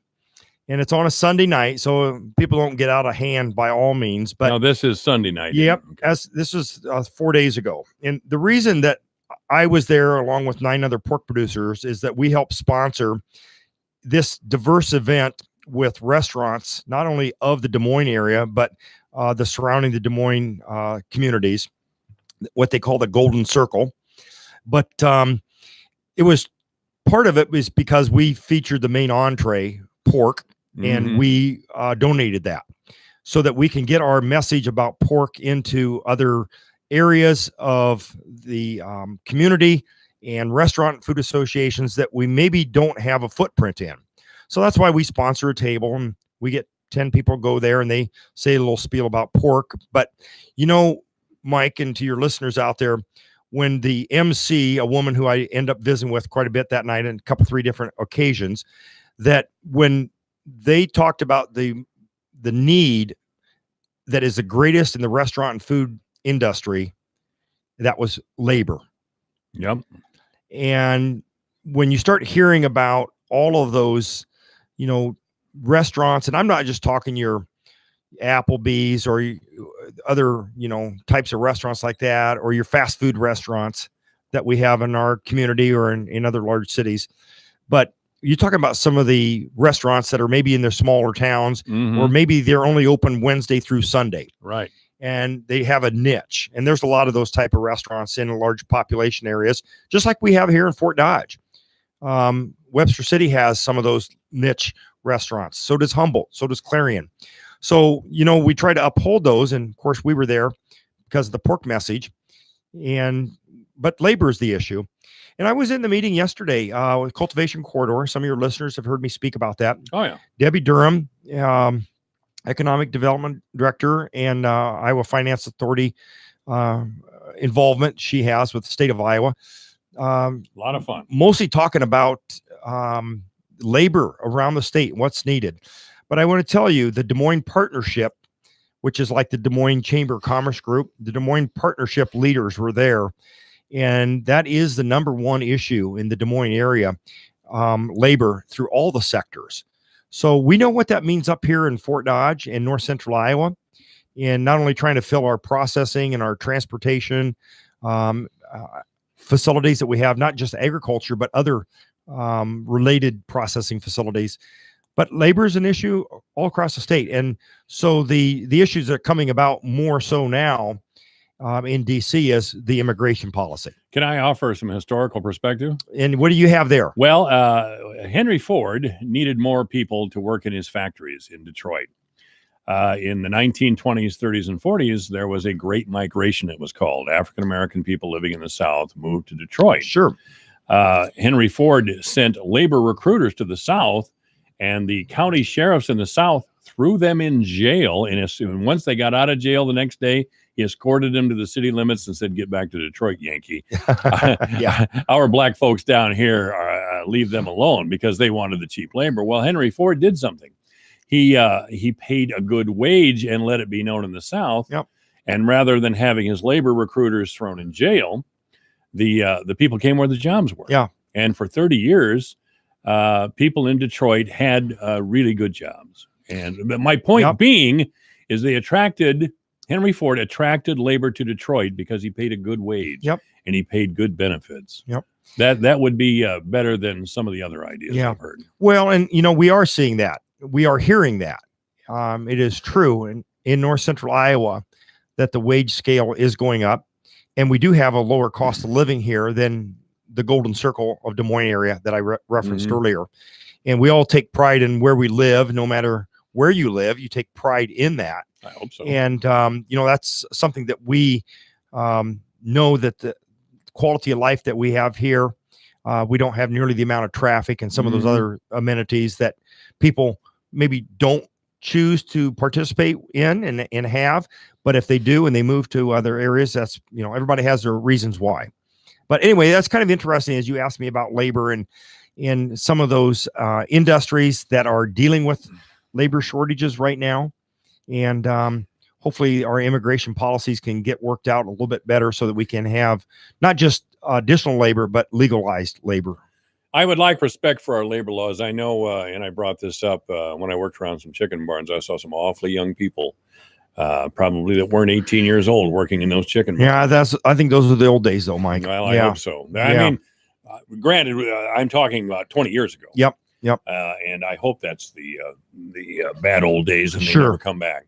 Sure. But anyway, let's. If you have something more to talk about labor, I'm willing to talk. Well, I think about it. the big thing that we look at and what we heard, and I know our community college in this part of Iowa, community colleges in other part of Iowa, they also work with additional educational needs because there's skilled labor jobs out there that a 2-year degree can have a very good salary. There's demand out there. I know you and others have spoke about welding and some of those professions that you would not normally think as a traditional industrialized or a factory type of job. But, it's just like the pork processing plant. The back breaking work has been taken out of a lot of jobs due to the science and technology and automation. It still takes people to operate those machines. It has to be trained and skilled. So that's a real benefit too of what we're seeing in the economy, where people that have service sector jobs tend to have some additional education to go along with that. Well, it wasn't that long ago. There were beef luggers over here at IBP, and I'll tell you, that was man-killing work. Yeah, that was man-killing work. So Well, it always annoys me when we have some liberal politician come in to say, well, white people won't do these jobs, as if we're too lazy or something. A whole generation of workers here in this town did exactly that. Yeah. That and more. I mean, 50 years ago, a job in a packing plant was a good job, but man, did you work. Yeah. Well, there's levels of expectations on work. And we heard yesterday from one of the gentlemen with the Kemin Industries down in Des Moines, and talked about the diversity of workforce that they have. Mm-hmm. And really comes down to the desire that people have to work and show up 5 days a week, to put in their 40 or 50 hours a week, for the job expectations that industry has. But there's no. I'm sorry that's an issue, but I know that's an issue with every ethnic group too. I know in the Postville experiment, I read that was a tough one. Well, I mean, not merely the raid I'm talking about before that, but there were buses. People were bused up here from the Houston, Texas area. They'd get a job in Postville at that turkey plant up there, and the work was tough. Yes, and they might only work there a week, or 2 weeks, or 3 weeks. Well, guess where they were then? They were homeless in Postville. Yeah, I mean, so it's not ethnic necessarily. Yeah. But I am very encouraged by Prestige being here. Very, very encouraged. I as I mentioned to you the other day, I had a wedding in Eagle Grove on Saturday, and I drove by the Prestige plant. Very impressive, and it gave me hope just to see it. Yeah. Well, and to your listeners out there, the Prestige Foods plant is continuing to ramp up with the additional harvest that they do each day, the additional processing. And as we talk about, the live animals come in the south side of the building, and they go through the facility heading north, and the processed meat goes out the north side of the building. And, within the pork industry, and we should be happy about that in Iowa, is that we're seeing some more profits right now due to the African swine fever that is rampant not only in China, but some other countries. So we're seeing our summer pork prices go up pretty dramatically, about 20% here in the last 2 months. So that brings us profitability back into the industry. But that also maintains that the jobs that are there, they can pay a higher wage than was previously thought 4 or 5 years ago.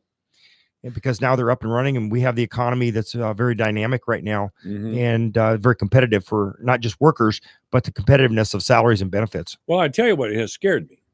And I've been a champion. I hope I've let everyone know how important I feel Prestige Farms is. And we should all be excited about the positive changes in our lives that will come about because of Prestige Farms.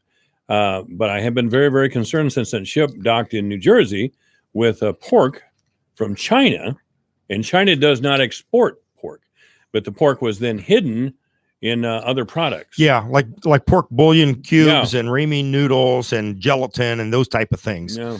And it was, as you indicate, it was hidden within tea and other type of condiment products that would the beagle sniffing dogs that are used by the Port Authority and the Customs and Border Patrol, that the dogs would not pick up the scent. Well, they did pick up the scent. It's interesting to your listeners, and I did not hear you and Dr. Menke in the previous hour because I was running around town taking care of some other business things. But, you probably spoke about the delegation that's out in D.C. this week from Fort Dodge. Yeah. Oh, yeah. And we have pork producers from Iowa and across the United States out in D.C. this week also. But when you ask about African swine fever and pork that was found in a shipment in New Jersey, I want to tell you and your listeners that one of the issues that U.S. pork producers are dealing with right now, and that is funding of additional Customs and Border Patrol representatives at the ports of entry of food products.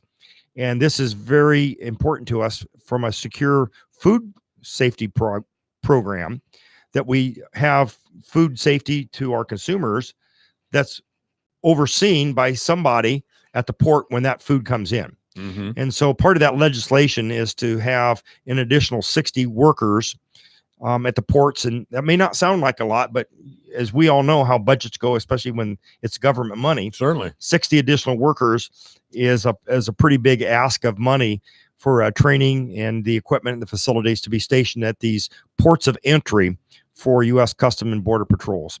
So that's a big thing for the consumer confidence, not just in how we raise and handle food products here in the United States for safety and nutritious aspect, but all those products that come from outside the borders of the United States too. So we've got some Iowa pork producers out there and U.S. pork producers right in D.C. As we're speaking right now.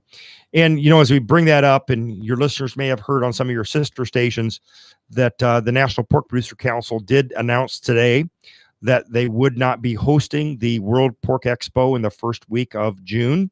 That's rough. Yeah. And it was back in the early 2000s when we had a foreign animal disease concerns where it was previously canceled. But this year it's a pretty big step because, as your listeners may have heard, that we have about 20,000 people that attend the Iowa State Fairgrounds for 3 days of the World Pork Expo. Yeah. And it's just not farmers that are in the pig industry. There's also livestock shows there, hog show contests that happen with U.S. Pig producers coming in from all across the country. But we had nearly 1,000 visitors from foreign countries come in. And that's where the concern is, because well, it stays in the body. It stays in the human body. Well, and part of this is the African swine fever is not a virus that is contagious to humans. That's the first thing that everybody needs to know.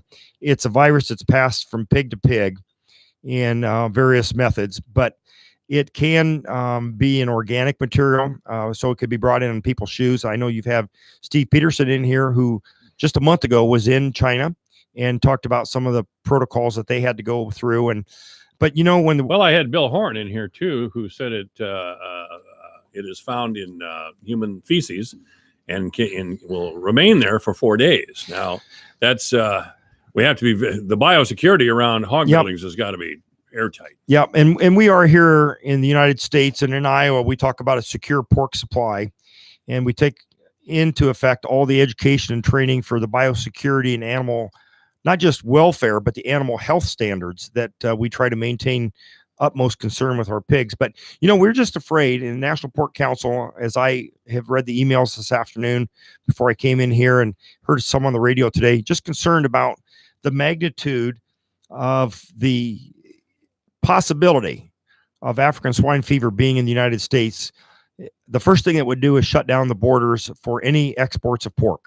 And right now, as your listeners know and listening to this segment and others about agriculture, about 25% of our pork is exported outside the United States. Mm-hmm. And so we in the United States consume about 75% of the pork that's raised. And so it'd be financially devastating, not just to pig farmers, but also to all the service sectors and the supply companies. So that's a big deal when we start talking in Iowa that 1 out of every 12 people is affected by the pork industry in some manner.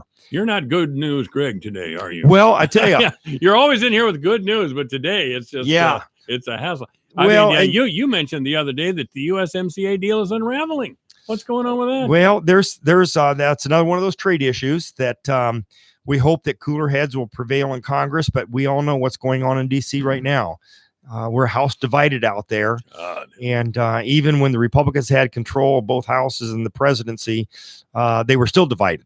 So, what we have to deal with is the reality that as I'm speaking about National Pork Council closing down the World Pork Expo, and they're still having a live show down there for U.S.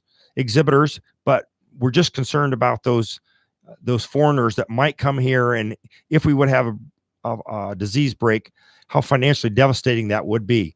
But also financially devastating is if we don't sign this USMCA.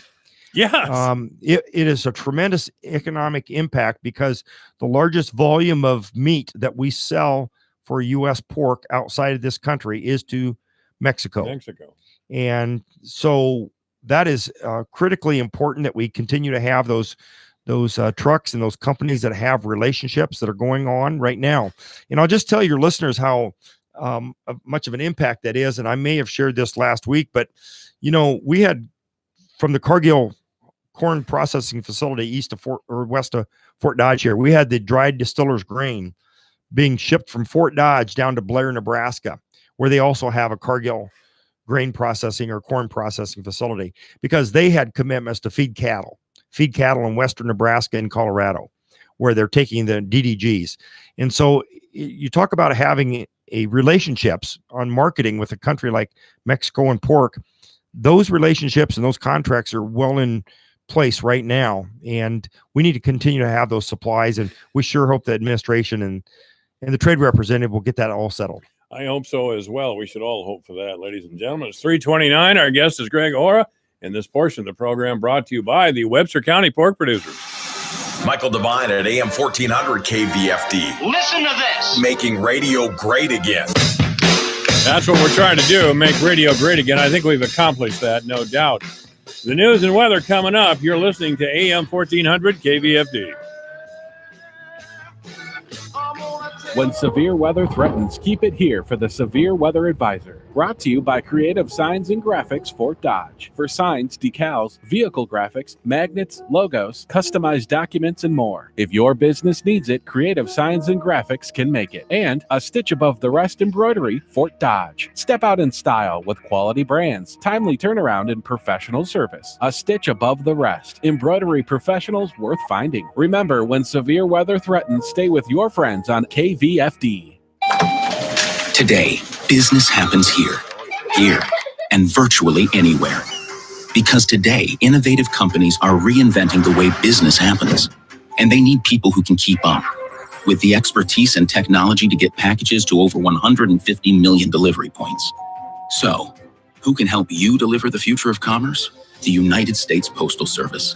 See why we deliver more e-commerce packages to homes than anyone at USPS.com/future. The choice of a lawyer is an important decision and should not be based solely on advertising. Sponsored by Case Legal Media. Attention. This is an important message for anyone that has been diagnosed with cancer after being exposed to Roundup or other weed killers. The Internal Agency for Research on Cancer warned that overexposure to Roundup and other weed killers may increase the risk of developing non-Hodgkin's lymphoma. Monsanto, the manufacturer of Roundup, may have known that Roundup and other weed killers were likely linked to organ damage and cancer. This information was hidden from the public as proprietary trade secret since 1981, and Monsanto may have failed to warn of the potential risk of cancer. If you or a loved one has been diagnosed with cancer after being exposed to Roundup or other weed killers, you may be entitled to significant compensation. Call us now at 800-715-3913. Our network of attorneys are ready to fight for you. You'll pay nothing unless there's a recovery in your favor. Call now for a free consultation at 800-715-3913. You must protect your legal rights. Call 800-715-3913. Again, 800-715-3913. Your news, your town, your station. KVFD News when it breaks. Good afternoon. I'm Alex Benzagon with the KVFD Afternoon News. Governor Kim Reynolds is calling on her fellow Republicans to approve changes in the system for nominating Iowa Supreme Court justices. The Republican-led Iowa Senate endorsed a bill on the subject about a month ago. The House of Representatives, which is also controlled by Republicans, has yet to debate the bill on the House floor. I absolutely feel those changes are needed, and I am hoping that the House can get this done. This is a system that needs to better reflect all Iowans, and we have made all kinds of compromises in working with both the House and the Senate, mostly the House, to address some of the concerns. Opponents of the plan say having State House leaders appoint members of the panel will politicize the process. Governor Reynolds and others say the process is already political and too heavily influenced by lawyers. The basic change that we're asking for is to have Iowans represented in this process. A constitutional amendment passed in 1962 set up the current system for choosing Iowa judges. The Judicial Nominating Commission interviews applicants and submits a slate of 3 nominees to the governor. The governor then appoints one of those nominees. Reynolds has appointed 2 justices to the Iowa Supreme Court in the past 7 months. For only the second time in its history, the National Pork Producers Council has canceled the Work Pork Expo in Des Moines. Jim Monroe, the council's communications director, says the decision was made out of an abundance of caution. We think the chances that African swine fever could spread to the U.S. swine herd by holding the event are very, very remote, but we can't say that it's zero.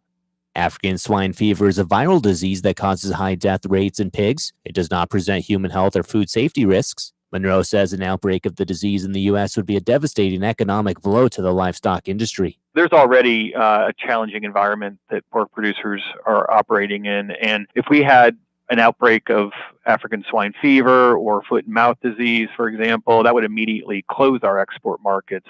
The National Pork Producers Council has hosted the World Pork Expo since 1987. The only other time the annual event was canceled was in 2001 when foot and mouth disease was detected in Europe. Despite the Expo's cancellation, the National Swine Registry, Certified Pedigree Swine, and American Berkshire Association are still planning a live hog show at the Iowa State Fairgrounds that typically runs in conjunction with the World Pork Expo. The Fort Dodge Community School District is currently running its annual Miles of Pennies fundraising campaign until April 26th. Fort Dodge Community Schools Foundation Director Molly Nelson says the fundraiser will lead to new educational resources for students. For example, at Cooper, they want to buy books for small group instruction. At Fieldhaver, Makerspace equipment, headphones at Riverside. The middle school wants to get some stuff for 4th and 5th grade events that they have as you're moving through the grades at the middle school. And the high school wants to buy some more books. If schools meet their goal, the Fort Dodge Community Schools Foundation kicks in an extra $100 to go towards educational materials. Nelson says that this year's goal is to raise about $8,000 for the district. To donate, bring pennies, nickels, dimes, quarters, dollars, and checks to any Fort Dodge Community School District school. The fundraiser ends on April 26th. I'm Alex Benzagal with the KVFD Afternoon News. Have a great day. Here's the AM 1400 KVFD Weatherology forecast. A wind advisory continues until 1 p.m. tomorrow afternoon. Cloudy this afternoon with a high of 42. Winds out of the east 20 to 30 miles per hour. Overcast tonight, scattered thunderstorms likely, lows around 37. Scattered thunderstorms again tomorrow, high of 52. From the Weatherology Weather Center, I'm meteorologist Jennifer Wojcicki. Currently, it's 36. Here's a look at closing markets. I'm Jesse Stewart reporting for Dwayne Murley. Grains were mostly higher in quartered soybeans on Wednesday. We saw May soybeans up 3 1/4 at 9.02. July beans up 3 1/2 at 9.15 1/4. November beans up 2 3/4 at 9.34 1/2. May bean meal up $1 a ton at 3.10.10. May bean oil up 3 points at 29.07. May quart up 1 3/4 at 3.61 3/4. July quart up 2 1/4 at 3.70 3/4. December quart up 1 1/2 at 3.90 3/4. May Chicago wheat down 1 1/2 at 4.58. May Kansas City winter wheat down 1 1/4 at 4.26 1/4. In livestock, cattle were lower while hogs were higher on Wednesday. April hogs up 37 at 78.90. June hogs up 130 at 96.45, and July hogs up 147 at 99.45. Live cattle for April down 2 at 125.87. June down 40 at 119.95. Feeder cattle for April down 97 at 145.17. May feeder cattle down 95 at 149.22. I'm Jesse Stewart reporting. Consumers will soon start seeing bioengineered labels on foods that have GMO ingredients. Hi, I'm Julie Harker with Healthy Living on Brownfield. The new labels do not say GMO. And Michael Stebbins with the Council for Biotechnology explains. The term bioengineered is being used, well, one, because that's what the law that was passed in 2016 states. And two, bioengineered is a much more specific term to the type of technology that we're talking here.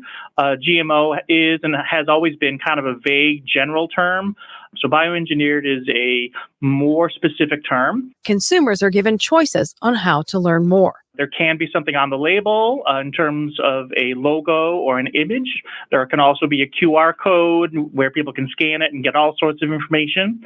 And there's also the option of having people either call or go to a website to find more information as well. So it does provide a lot of options for consumers, which is, something people always say that they want. They want options and choices. He says consumers needn't worry about the safety of GMO foods. There have been billions and billions of meals served with no adverse effects on humans or animals whatsoever. GMOs are perfectly safe to eat, and they actually have been eating foods and ingredients with GMOs for more than 20 years. For more about the bioengineered labels, go to gmoanswers.com. I'm Julie Harker with Healthy Living on Brownfield. When all the lights go out, my dad has to go. Taylor's dad is a line worker at the local electric cooperative. What does Daddy always say? Be safe. And what else? Always? Always look up. That's right. A power line can be closer than it appears. So when you're raising an auger or the bed of a grain truck, stay at least 10 feet away from power lines and poles. Use a spotter to be safe and always look up. Iowa's not-for-profit electric cooperatives want you to be safe and alert in the field this spring. We depend on our drinking water supply daily, but where does that water come from? Your water provider encourages you to get to know your local water source so together we can protect and preserve it. The investments we make as a community to protect our water source now ensure we have a sustainable drinking water supply for the future. Visit drinktap.org to learn more. This message is brought to you by the American Water Works Association and your local water provider. Have you ever wondered how the brain works? What makes us tick? Join me, Greg Woods, every Wednesday morning for all the latest news on the brain, on aging, and the science behind it all. It's The Mind Boggles, every Wednesday morning at 8:30 on AM 1400 KVFD. This is Chris Heslop with Star Energy FS. I understand that time is a precious commodity, especially when it comes to your operation. That's why I am dedicated to be the best at providing business solutions for your operation. FS proudly supports the local communities we serve and is committed to helping your operation continue to run smoothly so that you can spend more time with those you care the most about. Star Energy FS is your local, reliable supplier for fuel, lubricant, and propane needs. FS, the people and the products to take you further. Spring into color at Merle Norman, where you'll find the season's freshest shades. Our latest collection is the ultimate pick-me-up for the winter blues. You'll be right on trend with refreshing shades of coral and pink for lips and cheeks and earthy neutrals for the eyes. Stop by today and try our limited edition colors before they're gone. Looking beautiful is as easy as walking in our doors. Merle Norman, located inside Mary Kay's Gifts and Home Decor, 1108 Central Avenue, downtown Fort Dodge. Wouldn't it be great to see your windows in a whole new light? Do it right.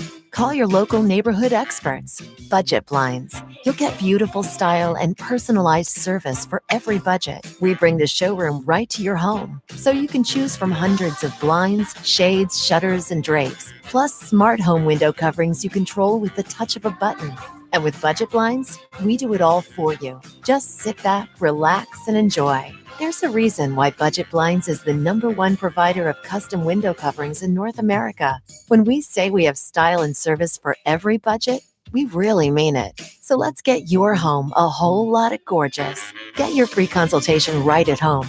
Just go online to budgetblinds.com or call 855-BUDGET-BLINDS. Call 855-BUDGET-BLINDS for your free consultation right at home. Now that's beautiful. At participating independently owned and operated franchises only. Ask for details. Michael Devine, the Doctor of Truth. Does anyone have anything they'd like to confess? At AM 1400 KVFD. That's right. I should really name this show the Doctor of Truth show, but modesty prevents it. Anyway, this portion of the program brought to you by the Webster County Pork Producers. And what a surprise, we have a Webster County pork producer in the studio. He is Greg Hora, past president of the Iowa Pork Producers and current president of the Webster County Pork Producers. And, excuse me. We've covered a lot of topics already, but there's a lot going on. There's a lot going on, and not all of it's good news. As I mentioned in the last segment, Greg is usually my go-to guy for happy news about agriculture. Not today. Hey, we're trying to do it. We're trying to be there. Price of corn and beans went up a couple cents today. There we go. That's all good. Hey, and the price of pork went up 20%. I don't know if that's good for me. But well, it hasn't hit the consumer store prices increase yet. So you better get over there and buy some pork. Huh? Well, just saying. All right, man. So, when there's demand around the world for our pork products, and there's better prices at home for pig farmers, then that's what tends to happen in the retail sector. Sure, yeah. But so there's we had 2 beautiful spring days. I know Steve Peterson normally comes in on Tuesdays to Right. talk with you. Of course, he was doing the right thing yesterday, obviously, by probably farming. That's on what he a was doing. Second mid 70 day in a row in April. Mm-hmm. So we've had a little change here again today. But By the way, Steve will be in tomorrow at 3. He's not Oh, taking he a is? week off. Oh, Yeah, good. he'll be here tomorrow at 3. yeah, well, he knows after a couple rainy days, get a chance to catch up a little bit and come in and jabber, There you go. which that's what we like to do for you and your listeners. Well, I mentioned several times, you know what I'm going to say. I was startled a few years ago to really, when I understood really that there are a lot of people, even in the state of Iowa, who are completely disconnected from the idea of how food gets to your plate. And Yes. they have no idea what happens on the farm. Oh, there's corn. That is corn, isn't it, Mom? Or is it soybeans? Yeah. That sort of thing. So I'm glad that you guys are on the radio. Well, part of the meeting that I was in yesterday also that I spoke about in the first segment was talking about getting more workers and more people to Iowa. Right. And, we talk about the amenities and the quality of life and the ease of transportation, and you can get to a park or you can get to area of water, trails, all these things that we're trying to do, not just in our community here in north central Iowa towns, but across Iowa. So there was a study that was provided out in New York City. Mhm. They set up a building and they had a couple actors and a couple actresses to go in there and act like this was going to be a new venture business. And they had all these aspects of the new business where you could have access to your quality of life amenities that I just spoke about, Mhm. where land would be plentiful, that you could go hiking, where you could go in and have a choice of restaurants. You had choices of jobs. The housing was cheaper than New York City, etc. And then at the end, when people would fill out these surveys or become interviewed about looking into this, where was this opportunity? Well, it was in Iowa. Mhm. 80% of the people said, well, what's in Iowa? Now that's New York City. And as Sure, we know, sure. there's several Well, million people, 9 million, I believe, New York City proper, but 60 million up that seaboard there. And so they don't really know how great we have it out here. When I've been far away from home and tell people where I'm from, they often say, is that where they grow potatoes? Absolutely. Yeah. And I say, not primarily. I think Yeah. they're thinking of Idaho. So, we do have a workforce development problem here of a need of additional workforce, Mhm. a need for additional education, a need for more skills based. And we have a lot of good, thoughtful people and organizations at the local and the regional and the state government wise that are trying to help provide those resources of technical training and people on the ground to help with this training and to get not just high school students, but as we've heard recently about elementary school students, have them get a thought process of what they may have interest in doing into their future young careers. Sure. Greg Hoare is our guest. He's with the Webster County Pork Producers, longtime pork producer and really well-known guy in our entire area. Every time I go someplace with you, everybody knows you. Well, I've been very blessed to have been able to do some neat things with agriculture and Yeah. pork producers the past several years. And as I indicated before, we have a delegation of pork producers in DC this week. Talking City about, people are out there. I Yep, think and the Fort one or two Dodge- people from the county are out there. Yep, it's good to have our Fort Dodge people out there too. And I know that in the month of May, the Des Moines Partnership and a lot of Des Moines agribusinesses go to DC also. Those representatives that have locations throughout the state of Iowa, even in the Fort Dodge area, some of those people will be out in DC also. So that, there's a large footprint. But once again, we have to be in those venues to try to not only inform our Mhm. legislative people and the staff people what goes on, but also to help get some financial assistance in the partnerships that we want to also provide to our industries that Sure. we're involved with. Sure. By the way, if you have a question or comment for Greg Hoare, it's 515-955-1400, 515-955-1400. We haven't mentioned China and trade relations with China, and we should. Yeah, it's a big deal, isn't it? Yes, it is. It affects a lot of areas of the economy, from the products that we see in retail outlets to the trade imbalance that we have. And we know that, as we've talked in this program and others have talked, that we've had some long-standing problems in some areas with with China, especially the intellectual property and some of the trade secrets that companies have. And there's been some people that have been caught stealing products before and stealing ideas. Well, just west of town here, weren't there a couple of Chinese scientists digging seeds out of the ground Yeah, here? that was down in central Iowa. Central Yeah. Iowa. Yes, okay. it was. But, so that's part of the problem. And so we've got to get that under control, and hopefully that we're going to have some resolve of some of these trade disputes sooner rather than later. The corn soybean market is lagging dramatically because of that. And yes, we will plant a crop and we will not let land go fallow. But we as farmers do that because we're eternally optimistic that there'll be better days ahead. And hopefully the Chinese will be back into the U.S. soybean market so we can get rid of nearly 900 million bushel of soybeans. That is a carryover.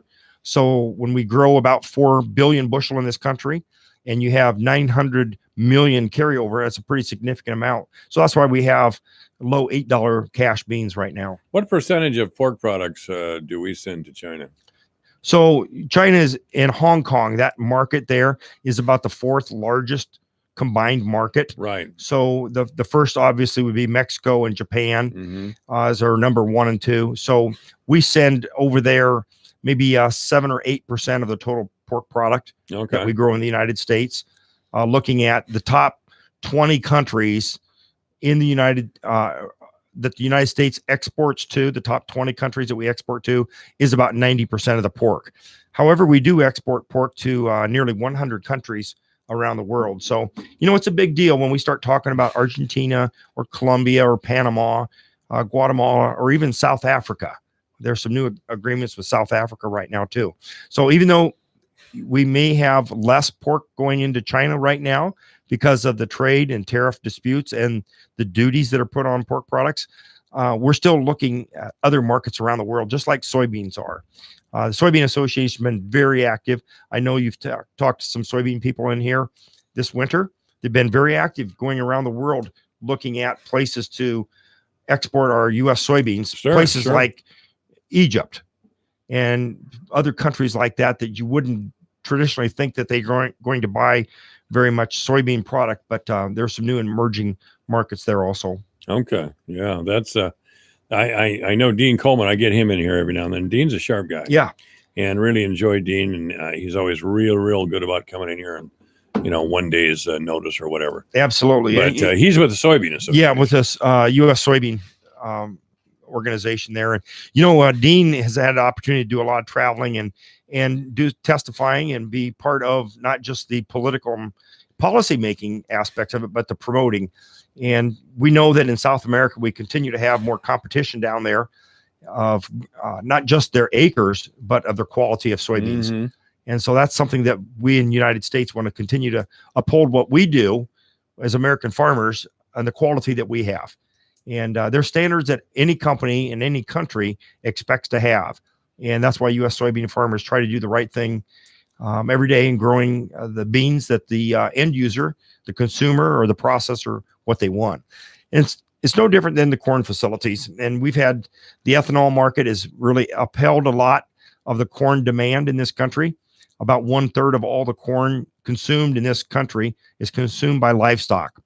Another 1/3 is consumed by the ethanol industry, which then has the co-products or of the DDGs or the dried distillers grain that feeds cattle and pigs. So that's another important part of the relationships that we have. Well, this day today is kind of a setback for field work. It's rained since last night. Boy, we had a couple of pretty good thunderstorms move through the area last night. It woke me up a couple of times. We sure did. And Steve Peterson here about a week ago told me what we really need is a good warm rain to get down and get the frost out of the ground. Because maybe the first 2 feet are not frozen, but underneath that there's plenty of frost left. Well, we've lost our frost now. Yeah. Yes, we have. Is it out of the ground altogether, you think? I would guess. Well, rain? maybe you get to that northern Kasuth County. They're still chattering about that up north about snow today, aren't they? I hadn't heard that up there, but it's possible. Yeah, the northern tier of counties is supposed to get snow. But it is a time of the year when farmers get back to the field. So once again, as people like Steve and myself always like to remind your listeners out there when they're driving, we start having more field activity. Please be mindful of the speed that these tractors and the equipment go on the road. They don't go 55 or 60 miles an hour. They go about 20 miles per hour. Yeah. So and take up a lot of space too. And we have more people that are providing products to the field. So there, you may come up on a vehicle not knowing it's going to turn into a field, either right or left, but it very easily can happen. And so that's why we try as farmers to also talk about safety, the things that we are responsible for. So, yep, that's good part of spraying. That's a good reminder to kind of take it easy out there with the farm machinery. No sense getting somebody hurt. No sense getting yourself hurt either. Just wait. The farmers are usually pretty good about getting over. Yep. And if everybody's patient, we should all be okay. Well, and we have a lot of the other service sector jobs also, especially in the pork industry, where we have feed mills that are grinding feed and milling feed and hauling feed to hog barns 7 days a week. Mm-hmm. And a lot of these facilities are like other industrial operations or facilities. They run more efficient if they can run 24 hours a day or 2 10-hour shifts. And a lot of times feed mills have to have cleanup and inspections. So running 2 shifts is important to keep your rolling stock going and to keep the needs of the feed there to the livestock. But once again, that's also to be aware of. What sort of businesses, retail business, do you see coming out of the ag business? I mean, that deal directly with agriculture or Prestige Farms. Yeah. So it's interesting you asked that question. And I mentioned this in our meeting yesterday down in Des Moines with the Cultivation Corridor, because Rand Fisher with the Iowa Area Development Group and a couple other people with the Iowa Area Development Group are working with counties and with businesses up here in north central Iowa for additional across the fence businesses next to the Prestige Foods plant. I do not know what those are, to answer your question. We know that there's a truck wash and a truck service area that's looked at across the road right now from Prestige, because once again, as we were talking in the first hour about African swine fever, and that is the reason why we have heard just today that the World Pork Expo in Des Moines, which brings in visitors from all around the world, is now canceled because of the disease concern being brought into the United States and the detriment that would do to the hog industry and to the economics of the pig industry. But biosecurity at the Prestige plant, like most hog processing plants, is of utmost importance so that we have clean trucks coming in and out of the facilities. And when I say clean trucks going in, well, we know there's animals in there that could be carrying disease, but we want to make sure that the trucks are not only physically clean, but we know the health status of the pigs going in and out. Yeah, I noticed that when I was up there Saturday and I was driving back, that the land to the south of the Prestige plant there was for sale for development, I believe. I can't remember exactly what the sign said. Yeah. But it was words to that effect. We want this development. I should have thought of truck wash. Yeah. Especially with the biosecurity that we have now. Yep. I think that was announced about a month ago. And that, I missed it. Yeah. Right. Was it in the paper, on radio, or? Yeah, it was in both. Okay. Probably on your station. Could have been. No, that's why I'm asking. I know sometimes things happen on my own radio station. So and it ticks me off. The point of it is there's additional investment that's coming. And not only just the investment, but there's additional jobs that will come with those type of business expansion. So yeah, it's bodes well for our area. The diversity of people is going to continue. The diversity of housing needs is going to continue. We know that from a lot of the other sectors, not just within Fort Dodge, but in the surrounding counties. Well, please pass on to, and I know that you're that somebody in your position would know the Prestige family members on site. Please tell them I'd love to have them on the radio. I'll remember that, because I know they have people out here in HR. And once again, as your Rotary group asked good questions on Monday when I had a chance to go Smart visit group, aren't they? Oh, excellent Rotary group there. But, they ask questions about not only the type of workforce, but where are they with their employment numbers? Yeah. And I think it's like most businesses are always looking for more. And they're continuing to ramp up. So it'll take a little while for them to get ramped up to their full capacity. Well, I don't think there's any such thing in business as saying, well, gee, I'm just going to sit here because nothing's ever going to change. Oh, no. There's tremendous amount of opportunity out there for young people, especially if they don't want to live in major metropolitan areas and living out in rural Iowa like what we have. And we have a lot of great amenities, of course, in Fort Dodge and communities like ours. But yeah, there's a lot of good business opportunities and career advancement. Well, and I was heartened, and I mentioned this to you before, and I mentioned on the air before, I was heartened by what I saw at the Farm Progress Show last August, as soon as it was able to get underway, because we had terrible weather down there to start. But I spent a lot of time over at the Iowa State University tent and really talked with some brilliant, enthusiastic young people, 30 years old, advanced degrees. Yep. And talking to them about what the future is going to look like in agriculture. It's 25 years ago, I'd have thought what they were talking about was from outer space, but now it's totally believable. Well, and that continues to change. I know John Deere just had a huge ribbon cutting yesterday in the north side of Ankeny, where they have manufacturing facilities, and also on the west side of Johnston. They're going to be hiring 800 new people. Some of those are going to be brought in from other parts of the country that currently work for John Deere for their ag systems and technologies. So it's the platforms that do all the digital work, or those, as you give me as a farmer as a bad time, you just push a button and let the tractor drive itself. Well, that is partially true, but all that data is being collected, and John Deere is opening a brand new facility. Well, some of these young people were telling me we're going to have drone-directed tractors. There's not even going to be a farmer in the tractor. Somebody still has to go pick up the rocks. I guess so. This portion of the program brought to you by the Webster County Pork Producers, and our guest is the president of the Pork Producers, Greg Hora. Always great to talk with you, Greg. Thank you so much. Great information.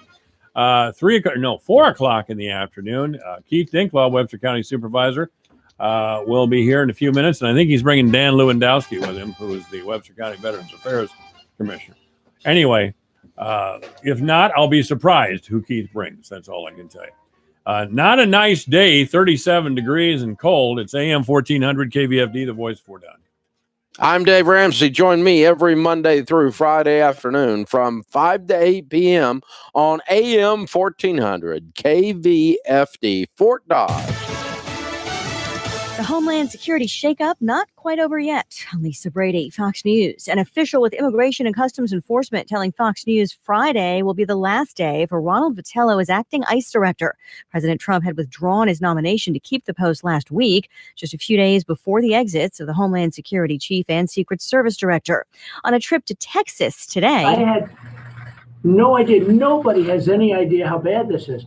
And this has been going on for many years. The president opening up a campaign fundraiser to the press as ranchers told their stories about oil workers getting attacked or finding bodies in the brush because traffickers leave people to fend for themselves. And so not only do we have a crisis on the border, a humanitarian crisis and a security crisis, we also have these people preying on the people that are trying to come here. Top Democrats expressing concern about the president's DHS changes. Attorney General William Barr says he does think there was spying on the Trump campaign in 2016, and he is reviewing whether it was properly authorized. I feel I have an obligation to make sure that government power is not abused. Also telling a Senate panel he won't explain the decisions in his summary of the Mueller report until the report is out. Medicare for all gets a reboot. Fox's Jared Halpern live on Capitol Hill. Vermont Senator and 2020 presidential candidate Bernie Sanders is reintroducing single-payer Medicare for all legislation, arguing it should not be a radical idea in the United States. That every American who goes to a doctor should be able to afford the prescription drugs he or she needs. A fellow 2020 hopefuls, Senators Kirsten Gillibrand, Cory Booker, Elizabeth Warren, and Kamala Harris have signed on as co-sponsors. Other Democrats have distanced themselves from the idea. A White House statement says the proposal would cripple the economy. Lisa. Thanks, Jared. This is Fox News. Hi, I'm Jay Farner, CEO of Quicken Loans, America's largest mortgage lender. Spring is prime home buying season, so if you're thinking about buying a home, right now is the time to lock a low rate, which can save you money every month on your new mortgage. With our exclusive Rate Shield approval, the low rate you lock today is protected for up to 90 days while you shop for your new home. With a Rate Shield approval, if rates go up, your low rate stays locked. But if rates go down, you get that new, even lower rate. Either way, you win. Talk to us today at 800-QUICKEN or go to rocketmortgage.com to take advantage. Here's another great reason to work with us. For a record 9 years in a row, J.D. Power has ranked Quicken Loans highest in the nation in customer satisfaction for primary mortgage origination. Again, to lock in today's low mortgage interest rate and get the security of our exclusive Rate Shield approval, call us today at 800-QUICKEN or go to rocketmortgage.com. For J.D. Power award information, visit jdpower.com. Rate Shield approval only valid on certain 30-year fixed-rate loans. Equal housing lender. License in all 50 states. NMLS number 3030. The school board and sheriff's department are now being sued by survivors and those who lost loved ones in last year's school shooting in Parkland. The plaintiffs say they're filing the 22 lawsuits because they feel there was negligence, allowing lives to be lost. Lisa Olson's son was injured in the shooting. She says she understands the person responsible for taking lives is in jail. But everybody knows that Broward County lifted checkpoints and knocked down barriers that could have changed the outcome of February 14th. Also named in the suit is ex-resource officer Scott Peterson, who was criticized for not going into the school to confront the shooter. The school district has not commented because it's a pending case. Gernal Scott, Fox News. Some of the families say they weren't planning to sue, but that a possible settlement was being scuttled behind the scenes. A gas explosion collapses part of a building, killing one person, injuring more than a dozen in Durham, North Carolina. Police say a contractor digging on a sidewalk hit a gas line and the explosion happened as evacuations were underway.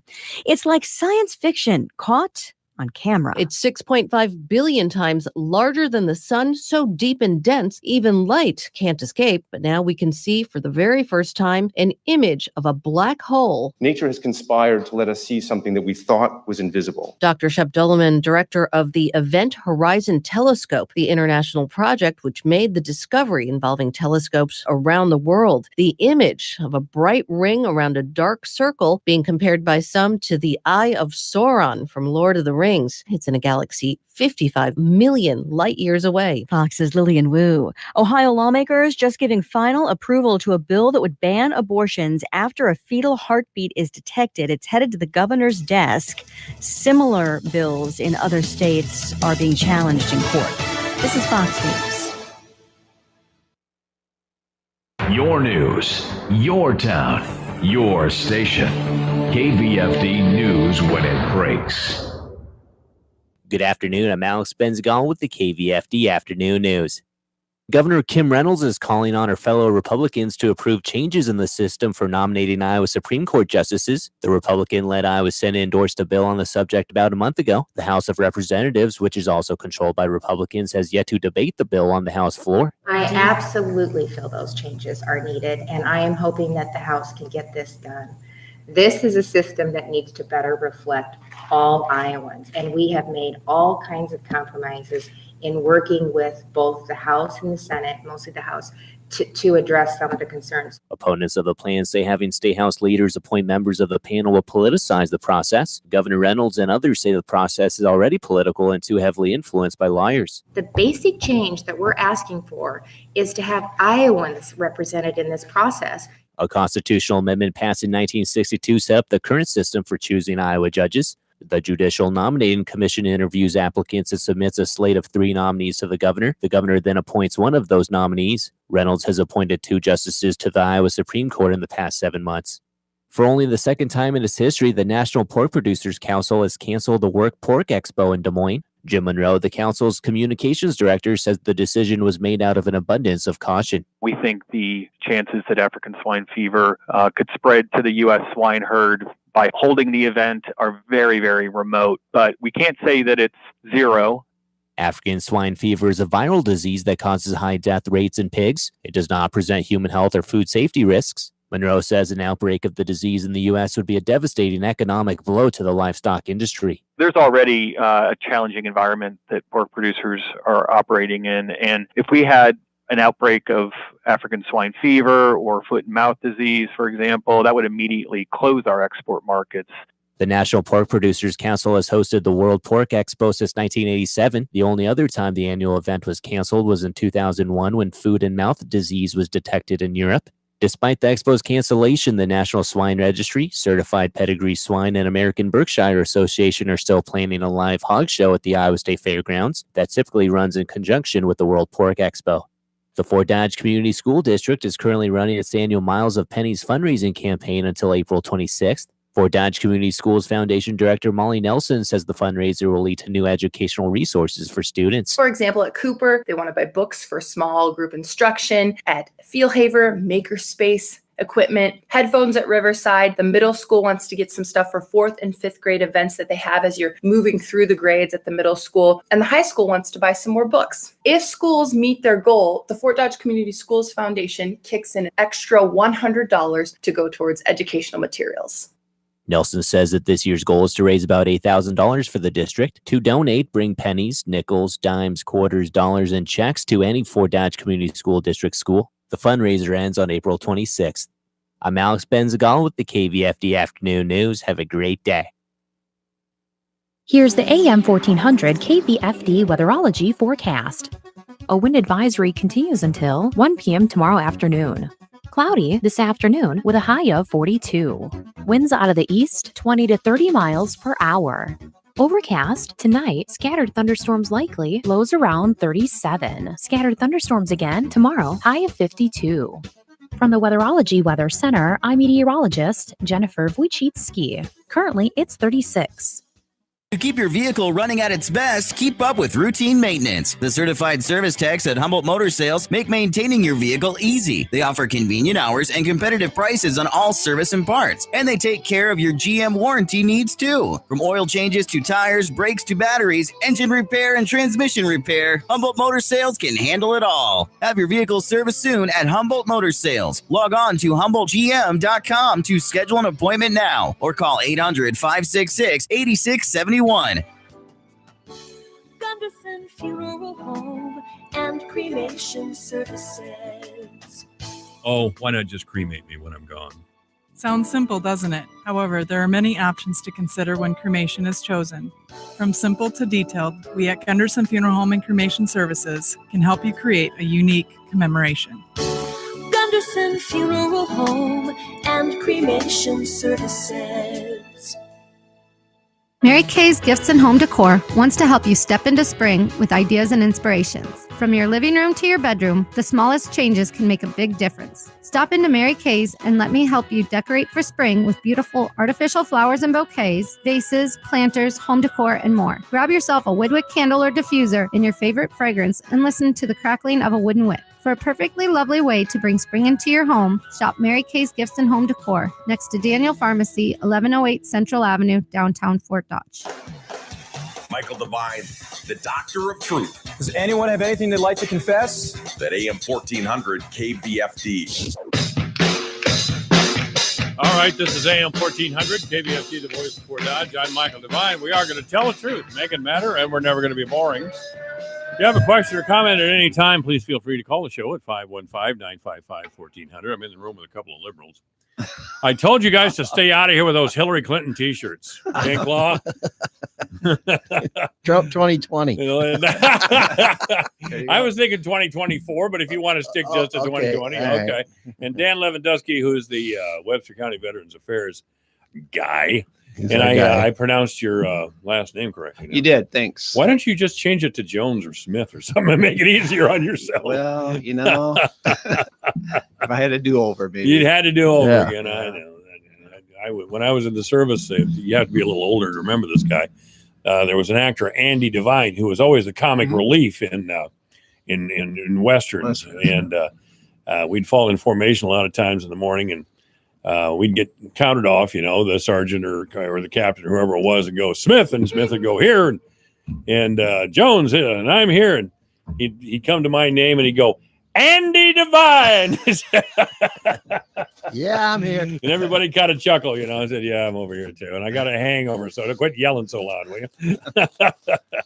So, Keith, you brought, is there any county business before we start talking with Dan here or what? I think the most important thing we want to talk about is veterans today. And All right. What he can do for them, I'm guess. a veteran. Yeah, I'm that's a veteran. right. I don't think you can do enough for me I'm sure, personally. no, they can't. The more that they deserve everything they get, and right now they're not getting enough. I don't think they don't take care of them enough. No, they don't really. No.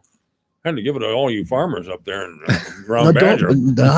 Retired farmer. Retired farmer. Okay. But they did do pretty good. All right. So go ahead, Dan. What's going on, Dan? Well, we got big news. news. Big news. Tomorrow at the VFW at 2 o'clock.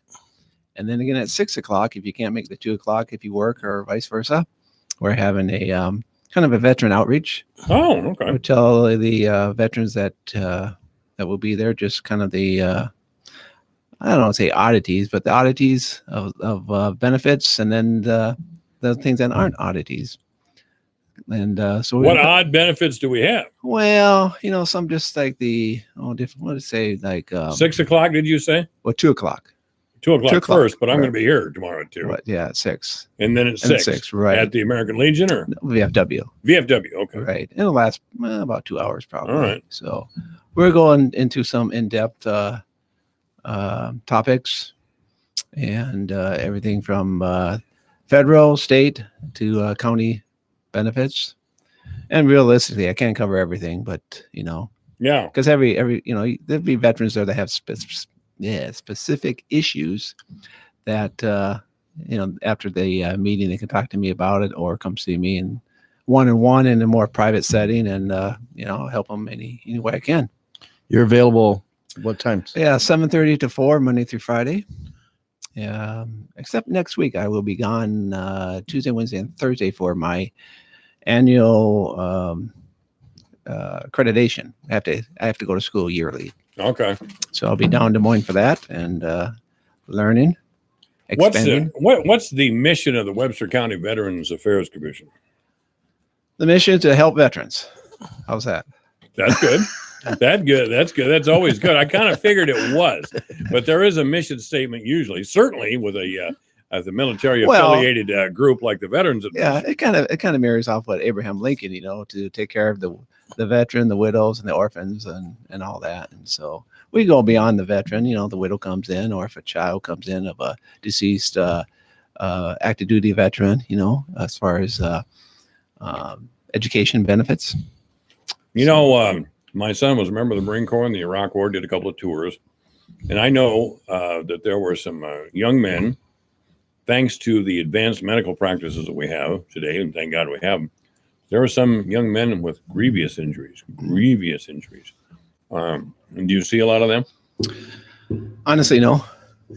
I see a lot of veterans that PTSD issues, and I can direct them and file the claim. And a lot of them, not a lot of them, a couple of them are leery because number one, they don't want to be labeled. No, that's a stigma. It is. Right. And, or if they have or pursuing a career in the law enforcement, they think that might hinder them. And that's a good concern. Well, will it? Do you have any information on that? Whether law enforcement agencies back off somebody with PTSD? I don't know. So that was hard to understand you because you had that chip in your mouth. Well, quit talking with your mouth full, Mike. I just had Hora in here, and I should have had the chips when Hora was in here. Yeah. All I got to do is open up the microphone and Greg talks. He takes over. You guys, I got to kind of keep you moving a little bit. Anyway. Yeah. Yeah. So it's all about the veterans tomorrow at the VFW. Right. And also, I would use an example. What's the mission of the Webster County Veterans Affairs? Well, to help veterans. And I just went for a chip. I'm going to sit back here and let him talk here. No, he was done fast. Do everything humanly possible that we can do for the veterans in Webster County. So how much of your organization is funded by the federal government? None by what do you mean funded? I mean your operating expenses. Who pays your operating expenses? The county, the state, or the federal government? The county, and then the state gives the grant. But not really much from the federal government. No. Nothing from the federal government. Now the veterans, when they file a claim and they get a rating, then the federal government pays that, whatever that rating may be. You get rated at first denied or 0% all the way up to 100%. Right. And then each, if you're 100%, then there's other benefits with that. And then if a service member dies of a service-connected injury, let's say an Agent Orange effect of, let's say, ischemic heart disease, and he's held that for so many years, the spouse can get that, what they call death and indemnity compensation. So, you know, death and indemnity compensation. yeah, I have to look up that indemnity word, but you know, it's a small. I always feel it could be more. Well, I do too. Can any chance we can put the squeeze on the county for more? Or No, are they a holding federal us thing. up or what? No, the No? county has nothing to do with this. It's a federal government. Yeah, a couple big things coming up on the federal possibilities is one is the Agent Orange in-country Vietnam veterans. Right. Before they had, if you were on a ship, you had what they call brown waters, blue waters. What do you call it? Parameters. Now they're in the process of doing away with all that and just putting so many nautilus miles off the coast of Vietnam. And I think it's going to be like 12. I'm not sure on that. So that's still in the final stages. It hasn't, as far as I'm aware, it hasn't fully become law, but it's been approved through, I don't know what the channels out there to change it, but it's not finalized yet. So that'd be a good thing. Well, Agent Orange exposure went all over South these days. Huh? Well, a lot of things too, even if you're on an aircraft carrier and you're hauling these barrels in and you handle them, if your ship was not on what they call the ship list, then it's too bad. So now then by doing this, that might open up for more ships and for veterans to possibly get benefits. So it's a good thing. Okay. Very good thing. All right. Yeah. This is AM 1400 KVFD, the voice of Fort Dodge, and our guest is Webster County, as the director of the Webster County Veterans Affairs Commission, Dan Lewandowski. So if you have a question or comment, if you're a veteran or know a veteran or want to be a veteran, call Dan at 515-955-1400 with a question. Keith Dinklaw is here too, Webster County Supervisors. If you want, I'm just here for support. He's just here for support. So where do they go to get the most of their benefits? Can they go out to the hospital here? Or they got to go to Des Moines or? For healthcare benefits, the CBOC here, the community-based outpatient clinic. Oh yeah, I go there. Veterans Clinic here in town. They're very good. They're good. And I was just down at the hospital last week in Des Moines, and I tell you what, top notch. I mean, we walked in the door and I had where we're supposed to go, but it's been a while since I've been there, so I wasn't sure. Right away, somebody's on me. Hey, can I help you? Oh yeah, I gotta go to whatever. Oh, it's over there. So I get to that place and get off the elevator, and somebody's right there. Hey, where can I help you? So, and the VFW has a van. If you can't get down there, they'll haul you down there. Yep. Who owns that? It's at the VFW, and they go down Monday, Tuesday, Wednesday, Thursday, I believe. And they're always looking for drivers to help out. Mm-hmm. And they run. I believe they leave like 6:30 in the morning here, but it's only to the VA hospital in Des Moines. Keith and I have a friend that we have breakfast with on Saturday morning that actually has more money than the VA. But he takes full advantage of VA services anyway. Yeah. So you don't have to be a vet to drive the van, do you? Just anybody can apply for that? Could volunteer for that? I don't know. I mean, if I wanted to volunteer to drive down there, I'm not a veteran. Could I volunteer to drive the You'd have van? to call Mr. Aarons at the VFW on that one. Okay. Which errands you talking about? Ron. Okay. So, I mean, I'm sure there's a lot of retired folks out there who'd like to, get out of the house one day a week. And if they could drive some veterans down Des Moines. All he ever says, we're looking for drivers. We can always use drivers, but he never specified if they have to be a veteran. But, well, be nice if they are, but that's you don't get paid for that. It's just free. No, it's a volunteer. That'd be nice. Yeah. Somebody go with Keith. Go with Keith. You might have a fun ride home. You never know. You might want to make a couple stops on the way home. Now, where would you stop in Des Moines? A couple places. Prairie Meadows or the other places? Well, you can go anywhere you want. Yeah, there you go. There you go. Took me all day to get out of the dam site there on the north end of town one time. I think they closed the place after I left, I believe. You drank them dry or what? Well, they just didn't care to have people like me for customers, so they closed the place. I was younger then. Hey, let me make a plug for the honor flight coming up. Oh, outstanding idea. Yeah, it's going to be the first Saturday of May, 7th, I think. First Saturday, whatever that is. Not really sure, but it's the first weekend in May. Okay. So all right. I think. Gosh. Contact Ron Newsom on that. And you can still donate to that.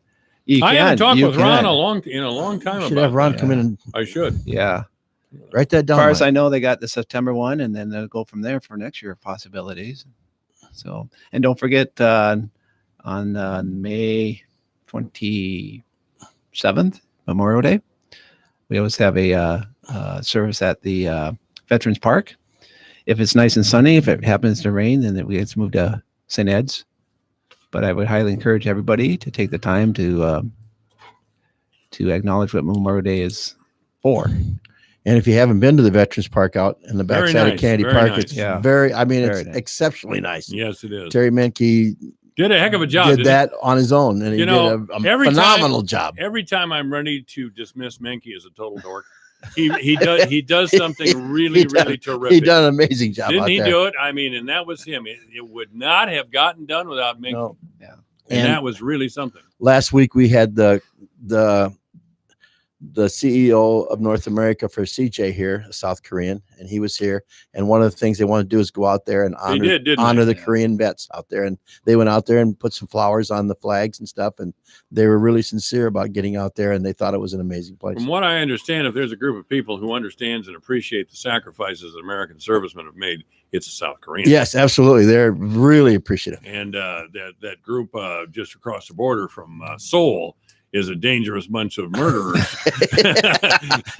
just a couple miles to the north. It's not that far Yeah. from the capital of South Korea to the DMZ. Yeah. And right across that DMZ is a whole bunch of really nasty people. Whole different. It is, and they would come across that border and if given half a chance, and it would just do terrible, terrible things. Probably not that we haven't seen since Nazi Germany. Yeah, we've had quite a few problems with the gravel roads. You know, we got the frost boils coming up now, and we'll be getting, as soon as it dries up, we'll be getting those. We'll be hauling some rock on the roads, and the graders will be running as soon as it gets fit again. So Sunrise service is the 27th at what time? No, it's not sunrise. It's All at right. 10 o'clock. 10 a.m. Yeah, it's hardly sunrise. Right. well, for you it is. Well, for Now, me- last year, it kind of is for me. Yeah, last year it was extremely hot, which is odd for, I guess, May, but it was like, we had a weird weather year last year. I hope we're not repeating it this year. Is that global warming? Is that glow? Yeah. Did you forget about that? Oh, yeah, I It's did. a as a global matter of warming fact. scare. yeah. See, you can't Yeah. forget that. Yeah, I guess. 12 more years But of global warming, and we're done. I'll put a plug in for. I heard that whack job Beto O'Rourke was here. Oh, we're all gonna die. We're all gonna die. You better elect me president so we can all Getting back to survive. Dan here. Yeah. Mike's going off. Oh yeah. What a bunch of lunatics those people are. No argument for me, but So what was you going to say, Dan? I was going to put a plug in for the Fort Dodge Harmony Brigade. They're out there. Outstanding And also, group. they did an awesome job this past weekend at the Fort Dodge Middle School with their barbershop quartet and all that good stuff. That's great. Every year they do that. And then the band is out there too, and they play, and they're out in their Carl King band. They're out there in their uniform, and so it's real neat because people give of their time, and they're talented people. So we appreciate their efforts. They do a great job. Always they do a great job. All right. This is AM 1400 KVFD, the voice of Fort Dodge. You got anything from the county there? Well, if you're a veteran in Webster County and you need anything, this is the guy to talk to, and he will take care of you. Everything say good about him, man. I've had people go over there and they come back and go, wow, he does a great job. So, Oh yeah, Dan. so- I've taken advantage of Webster County Veteran Services here in town. I've seen Dan more than once, and yeah. I mean, great anything job. from hearing aids to getting operated on, I suppose you can help him out. Well, that's what I'm here for. That's right. Yeah. Thanks, Mike. Hey, thank you, Dan Lewandowski and Keith Dinklaw have been our guests. This is AM 1400 KVFD. Michael Devine at AM 1400 In the name of justice and the American way of life. with 60 rounds of freedom.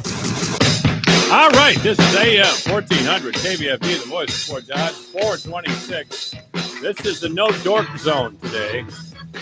Means no Betos. News is coming up.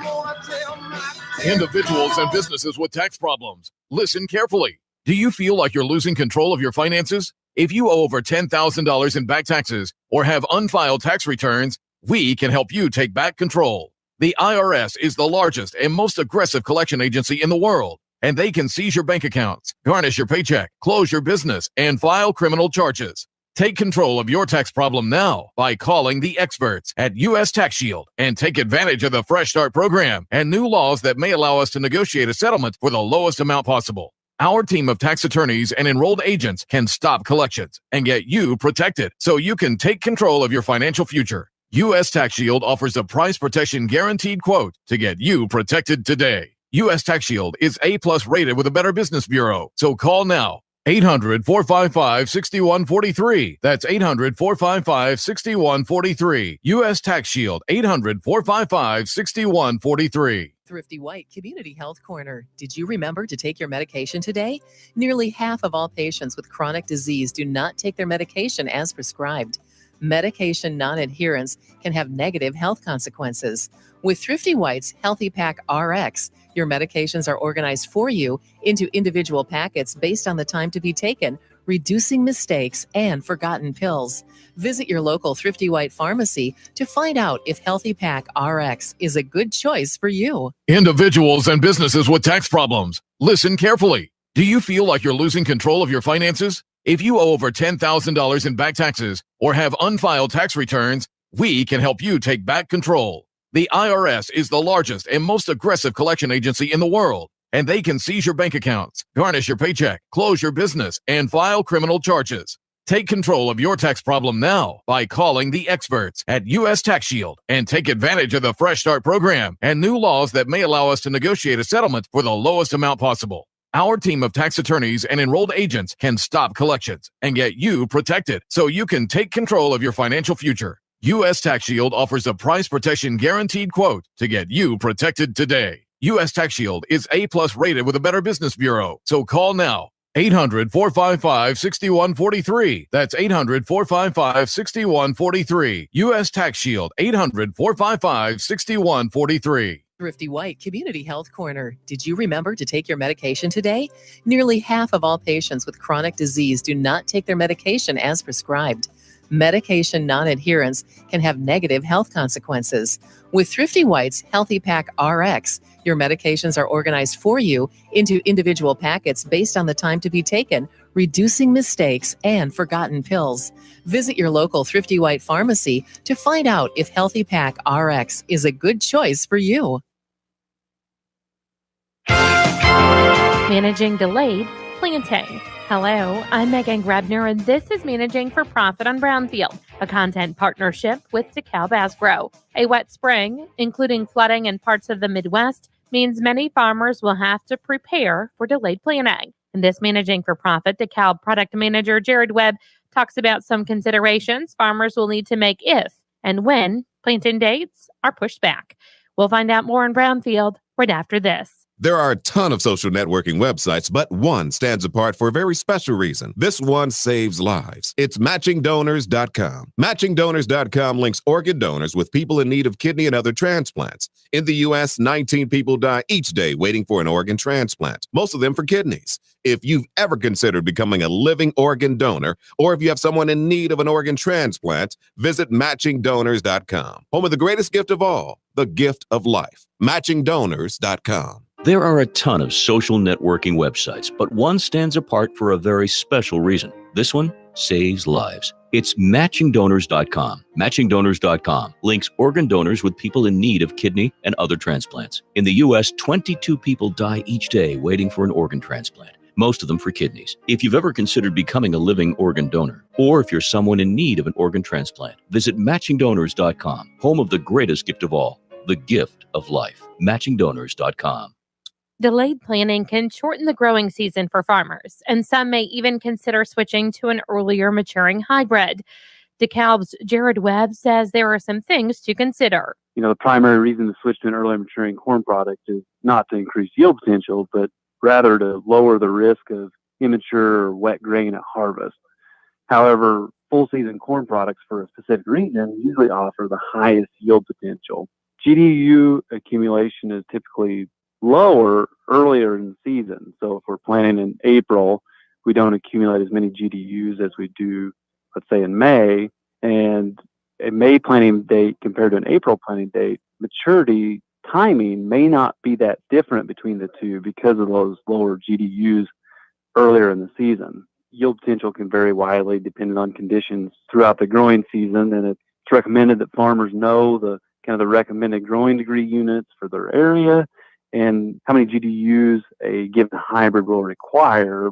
Ultimately, the goal is to plant when the ground is fit, because there can be some yield limiting factors when planting into wet soils. One of the results can be uneven emergence and stand development, which can hurt the overall stand count, yield potential. Also root development can be impacted, and if we get drier later in the season, that crop may be more susceptible to stress. Webb says nitrogen management should always be a priority, especially during a wet spring. He says nitrogen is one of the most important nutrients to corn and impacts standability, yield, and profitability. Both the timing and the amount of applied nitrogen are critical.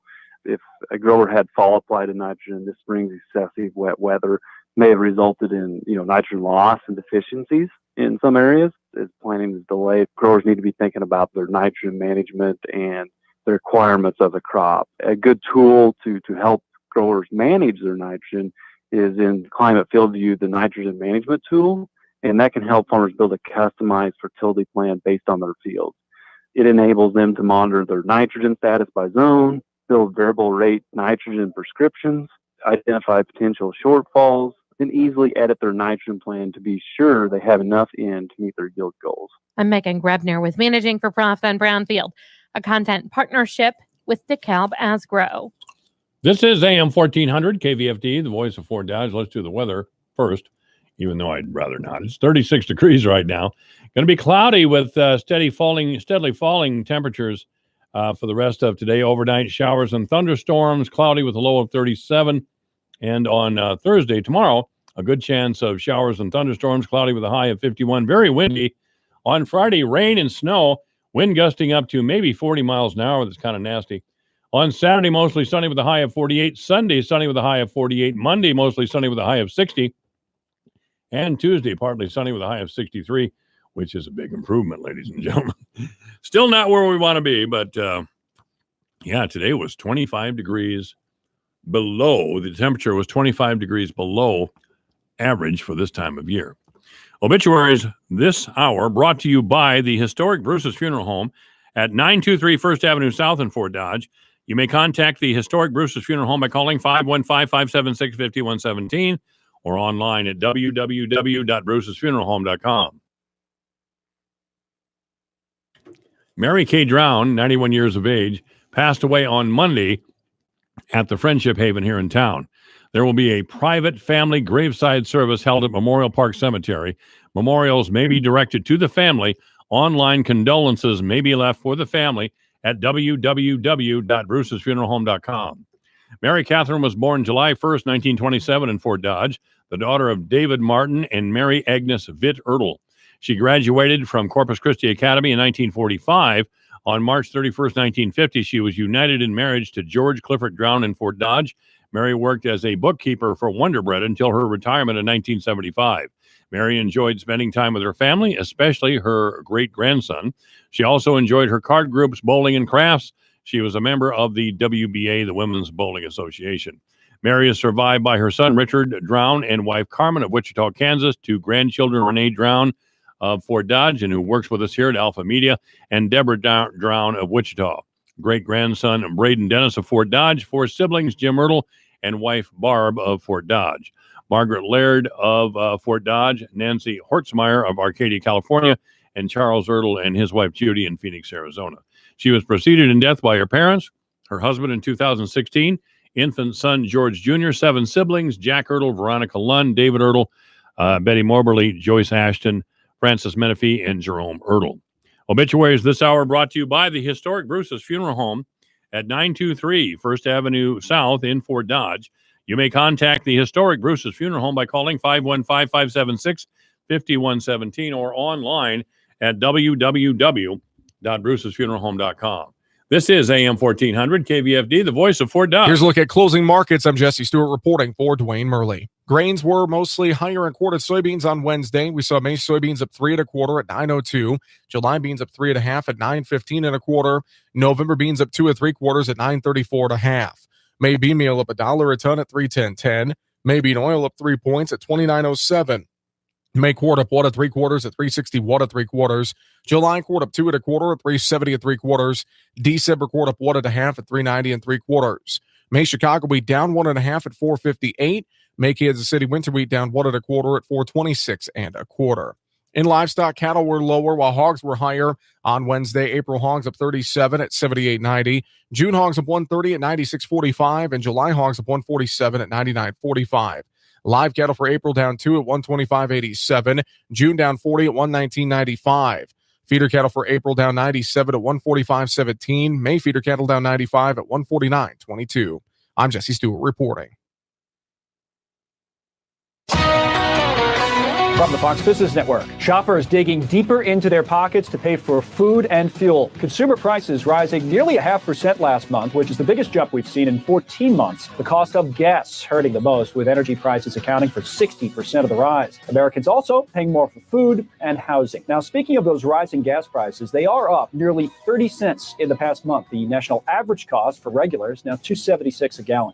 And listen up, if you drive a Ford, the automaker's recalling 327,000 F-Series pickup trucks for the second time in the past few months. Now, apparently, there are still problems with heater cables in the engine that could catch fire. And talk about paying the price to try to look your best. According to the American Society of Plastic Surgeons, Americans had 17.7 million cosmetic procedures in 2018. Total price tag, $16.5 billion. That's 4% more than 2017. With the Fox Business Report, I'm Connell McShane.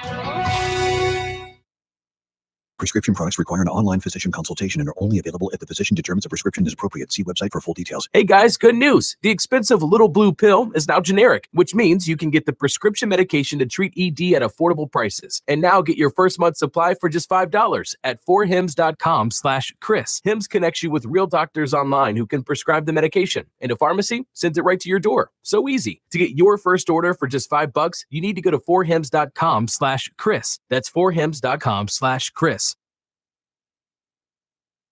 What if I told you there was a way to step into another gear for your brain and be much sharper, more focused, and improve your memory to a level that you could only dream about, and notice these results in 30 minutes? Hard to believe? Neuroscientists are calling this new brain discovery the biggest advancement in brain science to date. It's called Limitless, the brain pill of the future. Take it, and within 30 minutes, you'll transport your mind to a new level of focus and clarity you would have never thought possible. I took Limitless and it started working in minutes. All of a sudden, it felt like a dark cloud had been lifted up right before my eyes. I have a mental clarity I've never felt before. Biz execs, athletes, teachers, and students are calling Limitless a secret weapon for the brain.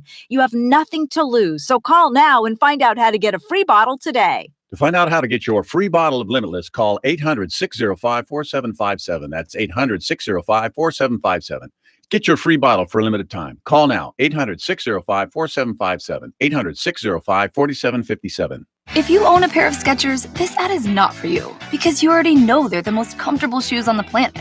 This ad is for those who've never tried Skechers, for the few who have never experienced the otherworldly comfort of Skechers air-cooled memory foam, never floated across the ground on comfort pods, or experienced Skechers seamless knits. You're missing out.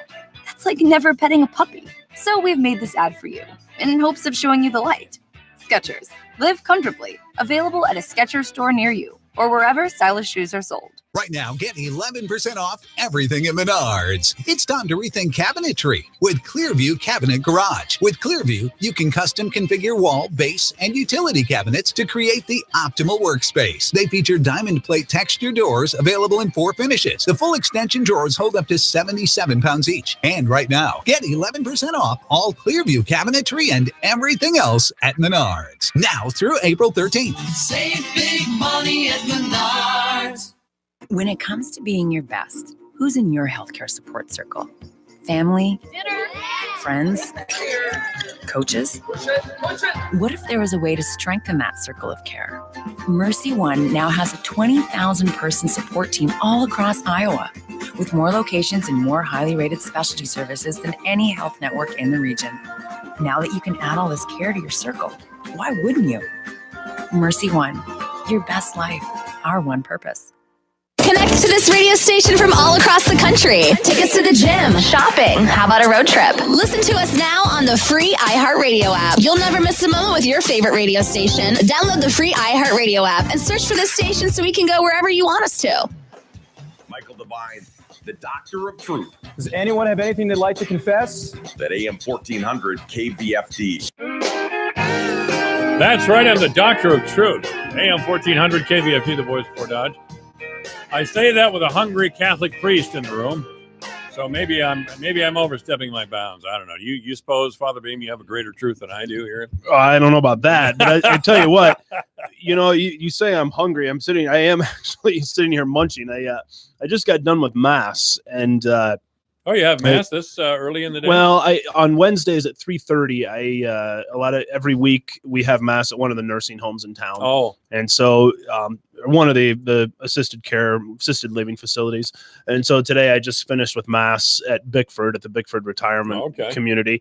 And so I tell you the truth, I've been just running around kind of crazy today, getting ready for Holy Week and putting different things together. And a bunch of my students have scholarship applications coming due, and they need letters of recommendation. So I'm writing letters for them. And to tell you the truth, I haven't, haven't eaten anything today. And I'm not going to lie, I am hungry. And then the irony is anybody that knows me knows that I'm always hungry. I'm just like a bottomless pit. I mean, I just keep eating and eating and eating. And I mean, it's like, I hit 15 and then, I never evolved past that. Some people would still say I behave like a 15-year-old. I don't know. But nevertheless, thank you for the bag of chips. I appreciate it. They're good. Not a problem. I had you and Pastor Hill in here yesterday. And that's right. We always start out with good intentions. We're going to talk about the faith. Yes. We're not going to get ourselves in. Of course, I can't. It's like I can't help myself. I got to pit the Protestant against the Catholic. No, that's all right. You should have heard my students today. I came in to talk to them in one of our classes, and I don't know, 6.5 seconds in, we were off on some tangent. And at any rate, here I'm almost taking us off on a tangent. So keep going. No, we should talk about Holy Week. Tell us about Holy Week. Well, we're both going through some little coughing spells here today. Okay, so Holy Week is called that because it is, it's a very unoriginal name, shall we say. It is the holiest week out of the year. It begins on Palm Sunday, which of course is this Sunday, and that commemorates Jesus Christ's entrance into Jerusalem. Excuse me. It commemorates Jesus Christ's entrance into Jerusalem, where the people received him as a king. And in fact, they laid down palm branches on the ground for him to cross over as a symbolic gesture that they were recognizing him as king. Understandably, the authorities at the time did not like this so well because, quite correctly, they understood that you can only have one, one king. And so if, thank you. You're giving me a glass of some water here. Well, a little bit. That's all I got. Here. That's all I need. All right. Thank you. Thank you. And so the authorities rightly understood that if Jesus is king, then Caesar is not king. Mm-hmm. And so as they are honoring him, I think I've got it. I think I've just about got this out of me. Sorry, I beg your pardon. I beg the pardon of all your listeners. I should have got you a bottle of water before we got going. Well, I don't know. It's something like that. I think I'm good, though. My apologies to our listeners. So here we go. On Sunday, they were welcoming him into Jerusalem. Mm-hmm. By Thursday, they were just about ready to crucify him. And Judas had been paid off with 30 pieces of silver. It wasn't everything, sorry. Had been paid off with 30 pieces of silver to turn Jesus over to the authorities to betray him. And of course, they ultimately condemned him to crucifixion on Good Friday. And then what is the most important event in all of Christian history and tradition, the resurrection, we believe happens on Easter Sunday. And so we're getting down to, the final countdown, shall we say, to Easter, which is the holiest, most solemn day in Christianity. A lot of people are surprised to hear that. They think it might be Christmas, but it's not. It is in fact Easter. Yeah.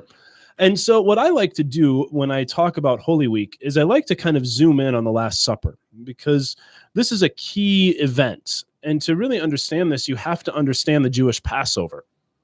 I will probably be preaching on this on Holy Thursday this week. So any of our listeners... What time is your service on Holy Thursday? 7:00, I believe. It might, 7 in the morning or evening? 7 p.m. 7 p.m. Will that be at Corpus Christi? Or that'll be 7 p.m. at Sacred Heart.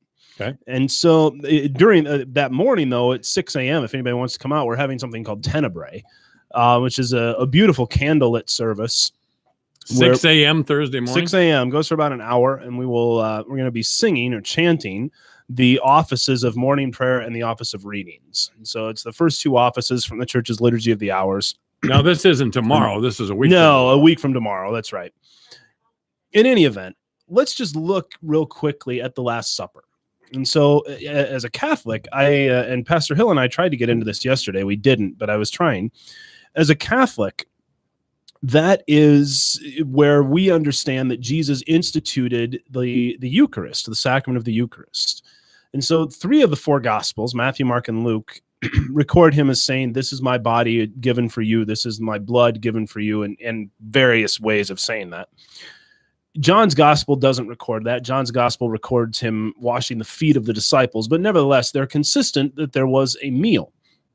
And it's very clear that this is a Passover meal. And so to really understand this, we need to understand what exactly is the Jewish Passover. Mm-hmm. And so there's a number of different elements that we can go into, that we can focus on here. The point that I want to draw on here, I'm really stealing this from Dr. Scott Hahn and Dr. Brant Petrie. I wish I could claim this as my own idea, but I can't. It really comes from them. But they recognized, and even before them, the Jewish rabbis recognized, and many scholars recognized, that the Jewish Passover meal consisted of 4 cups of wine. So you had to have 4 cups. But the Gospels are very clear that Jesus did not drink the 4th cup of wine. In fact, he says quite on the contrary, after the 3rd cup of the Passover meal, he says, I will not drink this with you again until I drink it with you anew in my Father's house. And so to an astute Jewish observer, especially, this would be very strange, very strange. And the analogy that I always use, I always compare it to the Super Bowl. I say this is kind of like going to the Super Bowl and playing quarter 1, quarter 2, quarter 3, and then the referee coming on and getting on his microphone and saying, okay, everybody go home. Well, to anyone who knows anything about American football, we recognize that a football game lasts 4 quarters. And particularly in the Super Bowl, which is what the Passover is to our Jewish brothers and sisters, you can't go home until you played the 4th quarter. It doesn't matter if it's 60-0. You got to play the 4th quarter. Mm-hmm. Well, Jesus didn't, so to speak, play the 4th quarter. He didn't drink the 4th cup of wine. And so there's a number of different references to this. He goes out into the garden, and in the Garden of Gethsemane, one of the things that he prays to his Father, he says, Father, let this cup pass from me, but not my will, but yours be done. Well, what cup is he talking about? Presumably, he doesn't want to be crucified. Well, that's right. He doesn't want to be crucified, but presumably it's an allusion to this 4th cup of the Passover meal. And in fact, he goes to his crucifixion. He goes to his death. And along the way, he is offered wine as a certain narcotic. The idea being that, before they would, drive nails through your wrists, they would give you this alcohol to hopefully make it so that, you would feel a little bit less pain as you're going through this. Jesus refused. He refused. But then he gets to his death. And when the moment of Christ's death is upon us, and John's Gospel records this, it is basically the second to last thing that he says prior to his death. And he says, I thirst. It's an interesting thing. Why? I mean, I thirst. Why would you say that? You've had all of the flesh ripped off of your back from being scourged. You've had a crown of thorns driven into your head and piercing your skull. You have had nails driven through your hands and your feet. You've got a lot of problems physically, I guess. Right? And so it's interesting that the one physical problem that our Lord focuses on is, well, I'm thirsty. Like you just got out of bed in the middle of the night and, you want to get up and get a glass of water. Well, I think there's more going on here. And again, Dr. Petrie and Dr. Hahn think that there's more going on here because the soldier takes vinegar and puts it on a hyssop branch and puts it up to our Lord's lips. And our Lord Jesus takes a little bit of this vinegar, what's vinegar? Well, it comes from a vine, right? It's essentially the same substance as wine, but it's wine that has kind of gone bad, basically. Well, Jesus drinks this. And then he utters the last words before he dies, the absolute last word of Christ. It is finished. But in Greek, this word is tetelestai, which St. Jerome translated into the Latin Vulgate, who was arguably the greatest Greek scholar that ever walked. St. Jerome translated this word as consummatum est. Literally, it is consummated. And so Jesus, it is consummated. Well, why is this significant? Well, because the fourth cup of the Passover meal, the Jewish people, the Jewish rabbis referred to as the cup of consummation. And so what's the point? Well, John is very clear, very careful to illustrate that Jesus Christ fulfills everything that was that was directed to the Israelites in Exodus chapter 12 about the Passover. So they had to get a lamb. Jesus is the Lamb of God. It had to be a perfect, unblemished lamb. The one who was tasked with finding blemish, finding fault in Christ is Pontius Pilate. Pilate says, I find no fault in him. Jesus is executed just as the Passover lambs were killed. His blood is smeared, their blood had to be smeared on the doorposts, and they had to do it with a hyssop branch. Interestingly enough, excuse me, I apologize once again to our listeners. Interestingly enough, what was the branch that was used to put this vinegar up to our Lord's lips? A hyssop branch, the same type of branch that was to be used to smear the blood of the Passover lamb on the doorpost. And finally, they had to eat the flesh of this lamb. They were to roast it and eat it as people in flight. And Jesus, of course, as a Catholic, I believe this, and this is, one of the things that Pastor Hill and I were starting to get into yesterday. Maybe he and I can pick this up next time. But in John chapter 6, Jesus says over and over again, I think 15 times, unless you eat my flesh and drink my blood, you have no life in you, is what he says. And so Jesus fulfills every requirement of the Passover lamb as spelled out in the book of Exodus. What's the point? The Passover lamb was what was offered up in sacrifice and atonement to redeem the children of Israel so that they would not suffer the consequences of sin.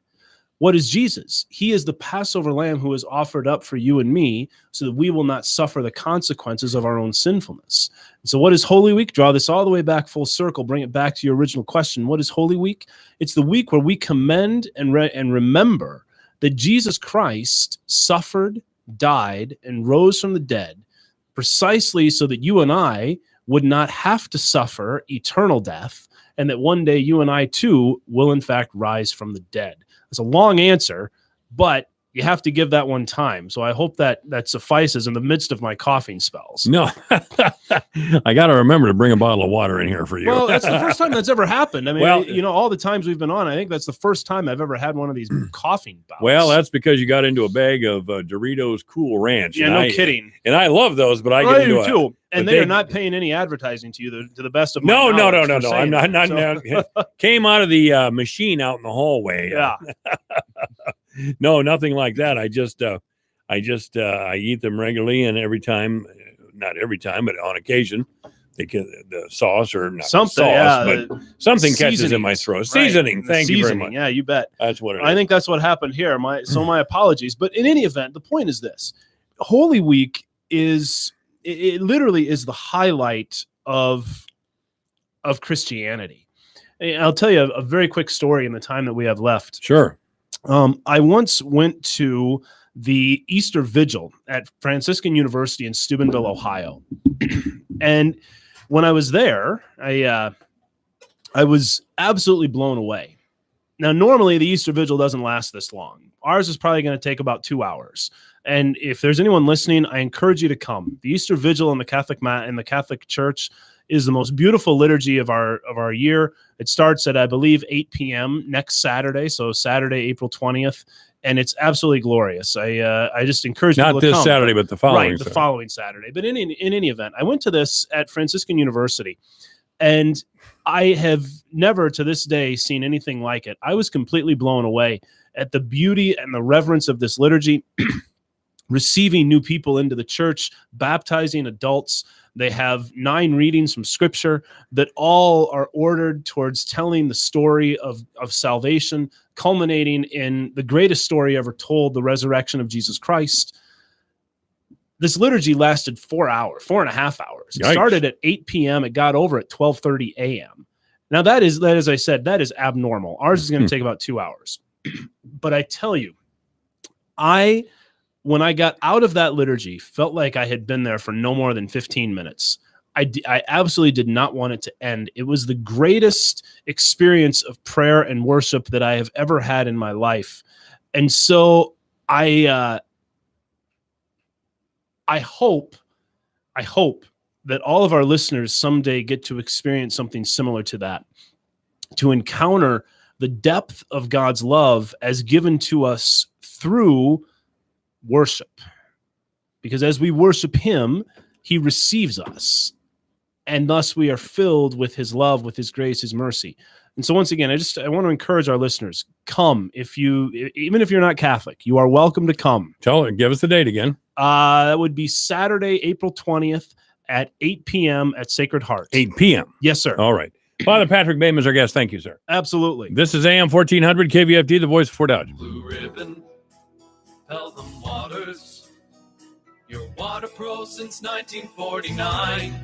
Who would have thought there'd be entire aisles devoted to bottled water and that people would buy more water than pop? I'm Brian with Blue Ribbon Pelham Waters here in Fort Dodge. Spring water, drinking water, mineral water. There's so many choices, and we're proud to offer you them all. From our own refreshingly pure drinking water to ultra pure Mountain Valley spring water, Blue Ribbon Pelham's is your complete water store.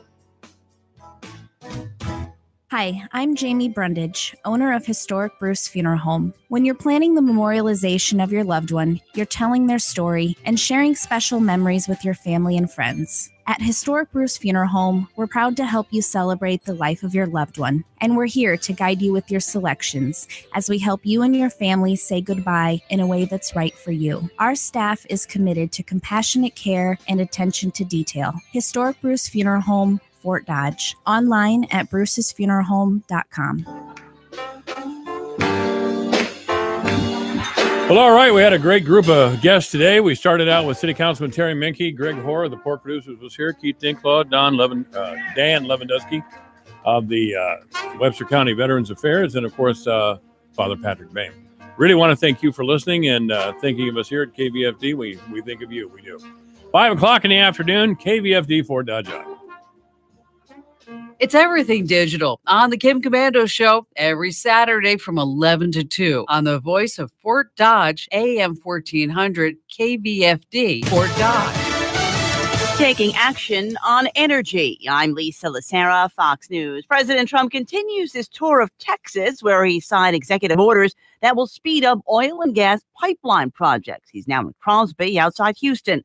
Fox's Gernal Scott has more live. Lisa, the first order he signed cuts to 2 months the time that infrastructure projects get approved and gives the president the final word on that approval. The second updates regulations for financing projects. President Trump said the orders will promote independence from foreign oil, and he blames one state in particular. We aren't being permitted to build a pipeline through New York State. How about that? Not too good.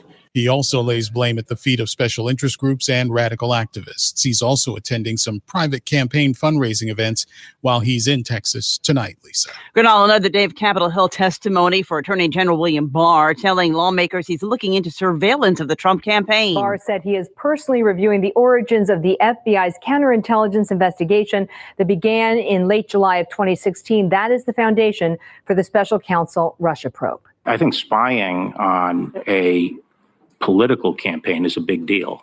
You're not suggesting, though, that spying occurred. I think spying did occur. Yes, I think spying did occur. Barr said the issue is whether evidence drove the decision-making back in 2016 or whether personal bias among some top Justice Department and FBI personnel was the driver. Fox's Catherine Herridge in Washington. And as for the Mueller report, Barr said he doesn't know if Mueller supported his conclusion that there was insufficient evidence to establish that President Trump obstructed justice. Wall Street at the close. Stocks ending today broadly higher, with tech and small company stocks leading the way, allowing the market to make up losses from yesterday. The Dow gained 6 points. points. The NASDAQ plus 54. The S&P rose 10 points. This is Fox News. Hi, I'm Jay Farner, CEO of Quicken Loans, America's largest mortgage lender. Let's talk credit card debt for a minute. If you feel you're carrying too much of it, you're not alone. The average household in the U.S. carries over $8,000 in credit card debt. Ready for some good news? With a cash-out refinance from Quicken Loans, you can quickly and easily put some of the equity in your home to good use by paying off a lot of that high-interest credit card debt. A great way to take cash out is with our 30-year fixed-rate mortgage. The rate today on our 30-year fixed-rate mortgage is 4.5%, APR 4.78%. Call us today at 800-QUICKEN to learn how taking cash out with a 30-year fixed mortgage might be the right solution for you. And for a record 9 years in a row, J.D. Power has ranked Quicken Loans highest in the nation in customer satisfaction for primary mortgage origination. Call us today at 800-QUICKEN or go to rocketmortgage.com. For J.D. Power award information, visit jdpower.com. Rates subject to change. Pay 2% fee to receive this discounted rate. Call for cost information and conditions. Equal housing lender. License in all 50 states. NMLS number 3030. Your news, your town, your station. KVFD News when it breaks. Good afternoon. I'm Alex Benzagon with the KVFD Afternoon News. Governor Kim Reynolds is calling on her fellow Republicans to approve changes in the system for nominating Iowa Supreme Court justices. The Republican-led Iowa Senate endorsed a bill on the subject about a month ago. The House of Representatives, which is also controlled by Republicans, has yet to debate the bill on the House floor. I absolutely feel those changes are needed, and I am hoping that the House can get this done. This is a system that needs to better reflect all Iowans, and we have made all kinds of compromises in working with both the House and the Senate, mostly the House, to address some of the concerns. Opponents of the plan say having State House leaders appoint members of the panel will politicize the process. Governor Reynolds and others say the process is already political and too heavily influenced by lawyers. The basic change that we're asking for is to have Iowans represented in this process. A constitutional amendment passed in 1962 set up the current system for choosing Iowa judges. The Judicial Nominating Commission interviews applicants and submits a slate of 3 nominees to the governor. The governor then appoints one of those nominees. Reynolds has appointed 2 justices to the Iowa Supreme Court in the past 7 months. For only the second time in its history, the National Pork Producers Council has canceled the Work Pork Expo in Des Moines. Jim Monroe, the council's communications director, says the decision was made out of an abundance of caution. We think the chances that African swine fever could spread to the U.S. swine herd by holding the event are very, very remote, but we can't say that it's zero. African swine fever is a viral disease that causes high death rates in pigs. It does not present human health or food safety risks. Monroe says an outbreak of the disease in the U.S. would be a devastating economic blow to the livestock industry. There's already a challenging environment that pork producers are operating in, and if we had an outbreak of African swine fever or foot and mouth disease, for example, that would immediately close our export markets. The National Pork Producers Council has hosted the World Pork Expo since 1987. The only other time the annual event was canceled was in 2001 when foot and mouth disease was detected in Europe. Despite the Expo's cancellation, the National Swine Registry, Certified Pedigree Swine, and American Berkshire Association are still planning a live hog show at the Iowa State Fairgrounds that typically runs in conjunction with the World Pork Expo. The Fort Dodge Community School District is currently running its annual Miles of Pennies fundraising campaign until April 26th. Fort Dodge Community Schools Foundation Director Molly Nelson says the fundraiser will lead to new educational resources for students. For example, at Cooper, they want to buy books for small group instruction. At Fieldhaver, Makerspace, equipment, headphones at Riverside. The middle school wants to get some stuff for 4th and 5th grade events that they have as you're moving through the grades at the middle school. And the high school wants to buy some more books. If schools meet their goal, the Fort Dodge Community Schools Foundation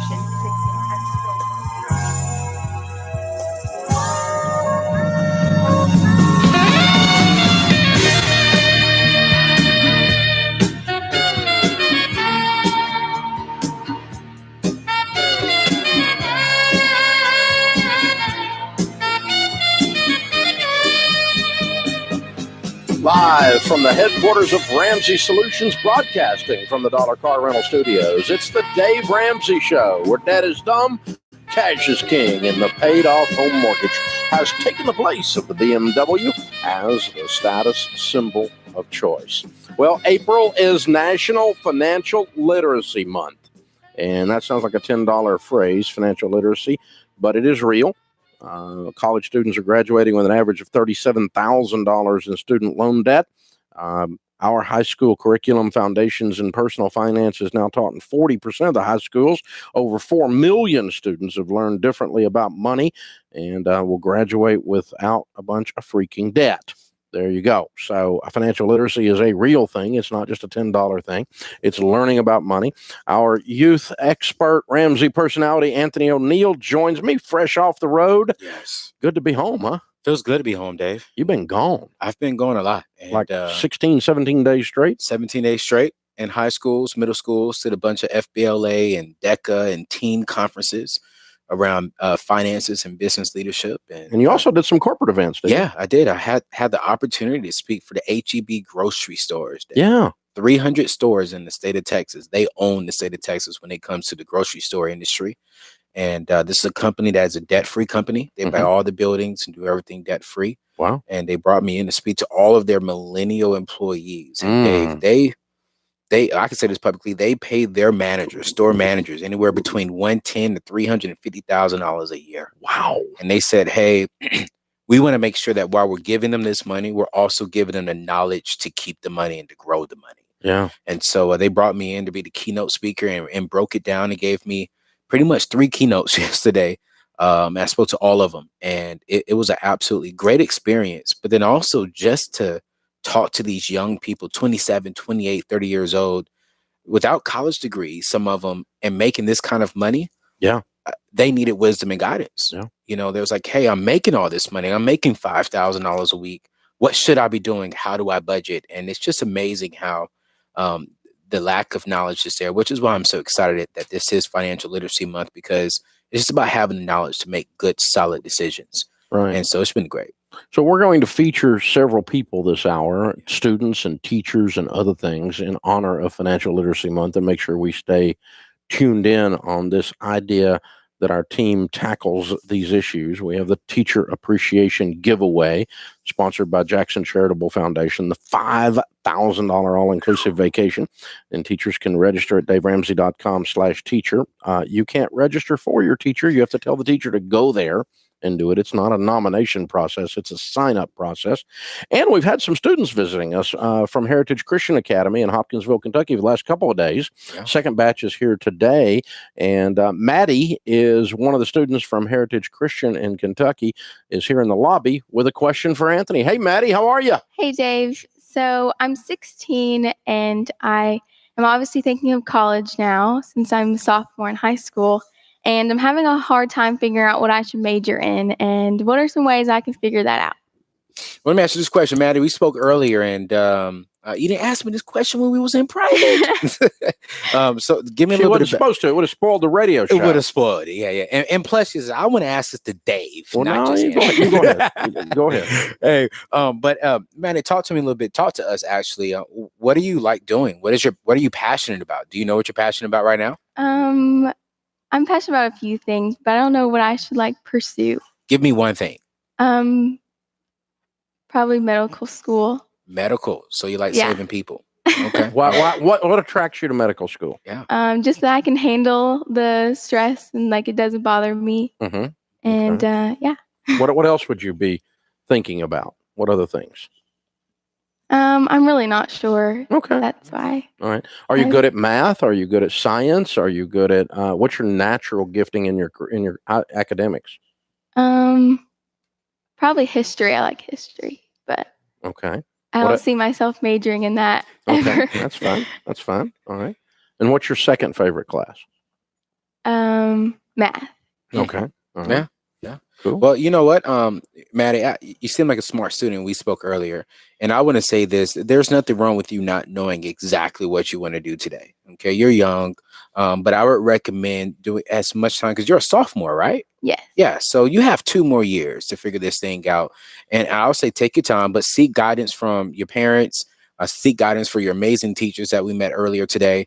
But then also, while you're in that, start looking at and identifying what subjects you really like and what careers can come out of those subjects, and start figuring out what you're passionate about. And let's say you don't graduate high school, and this is something that Dave and I teach to all the students. If you may not go off to a 4-year university, but go to a community college, knock out your prereqs and get a job and start even filling that out a little bit more once you get older. But right now, I would start asking your mom and dad, what do you see in me that I don't see in myself? Maybe they can maybe even start guiding you down that path.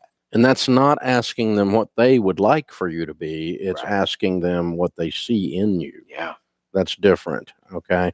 Because you don't want to fulfill your mommy's dream. You want to do yours. Okay.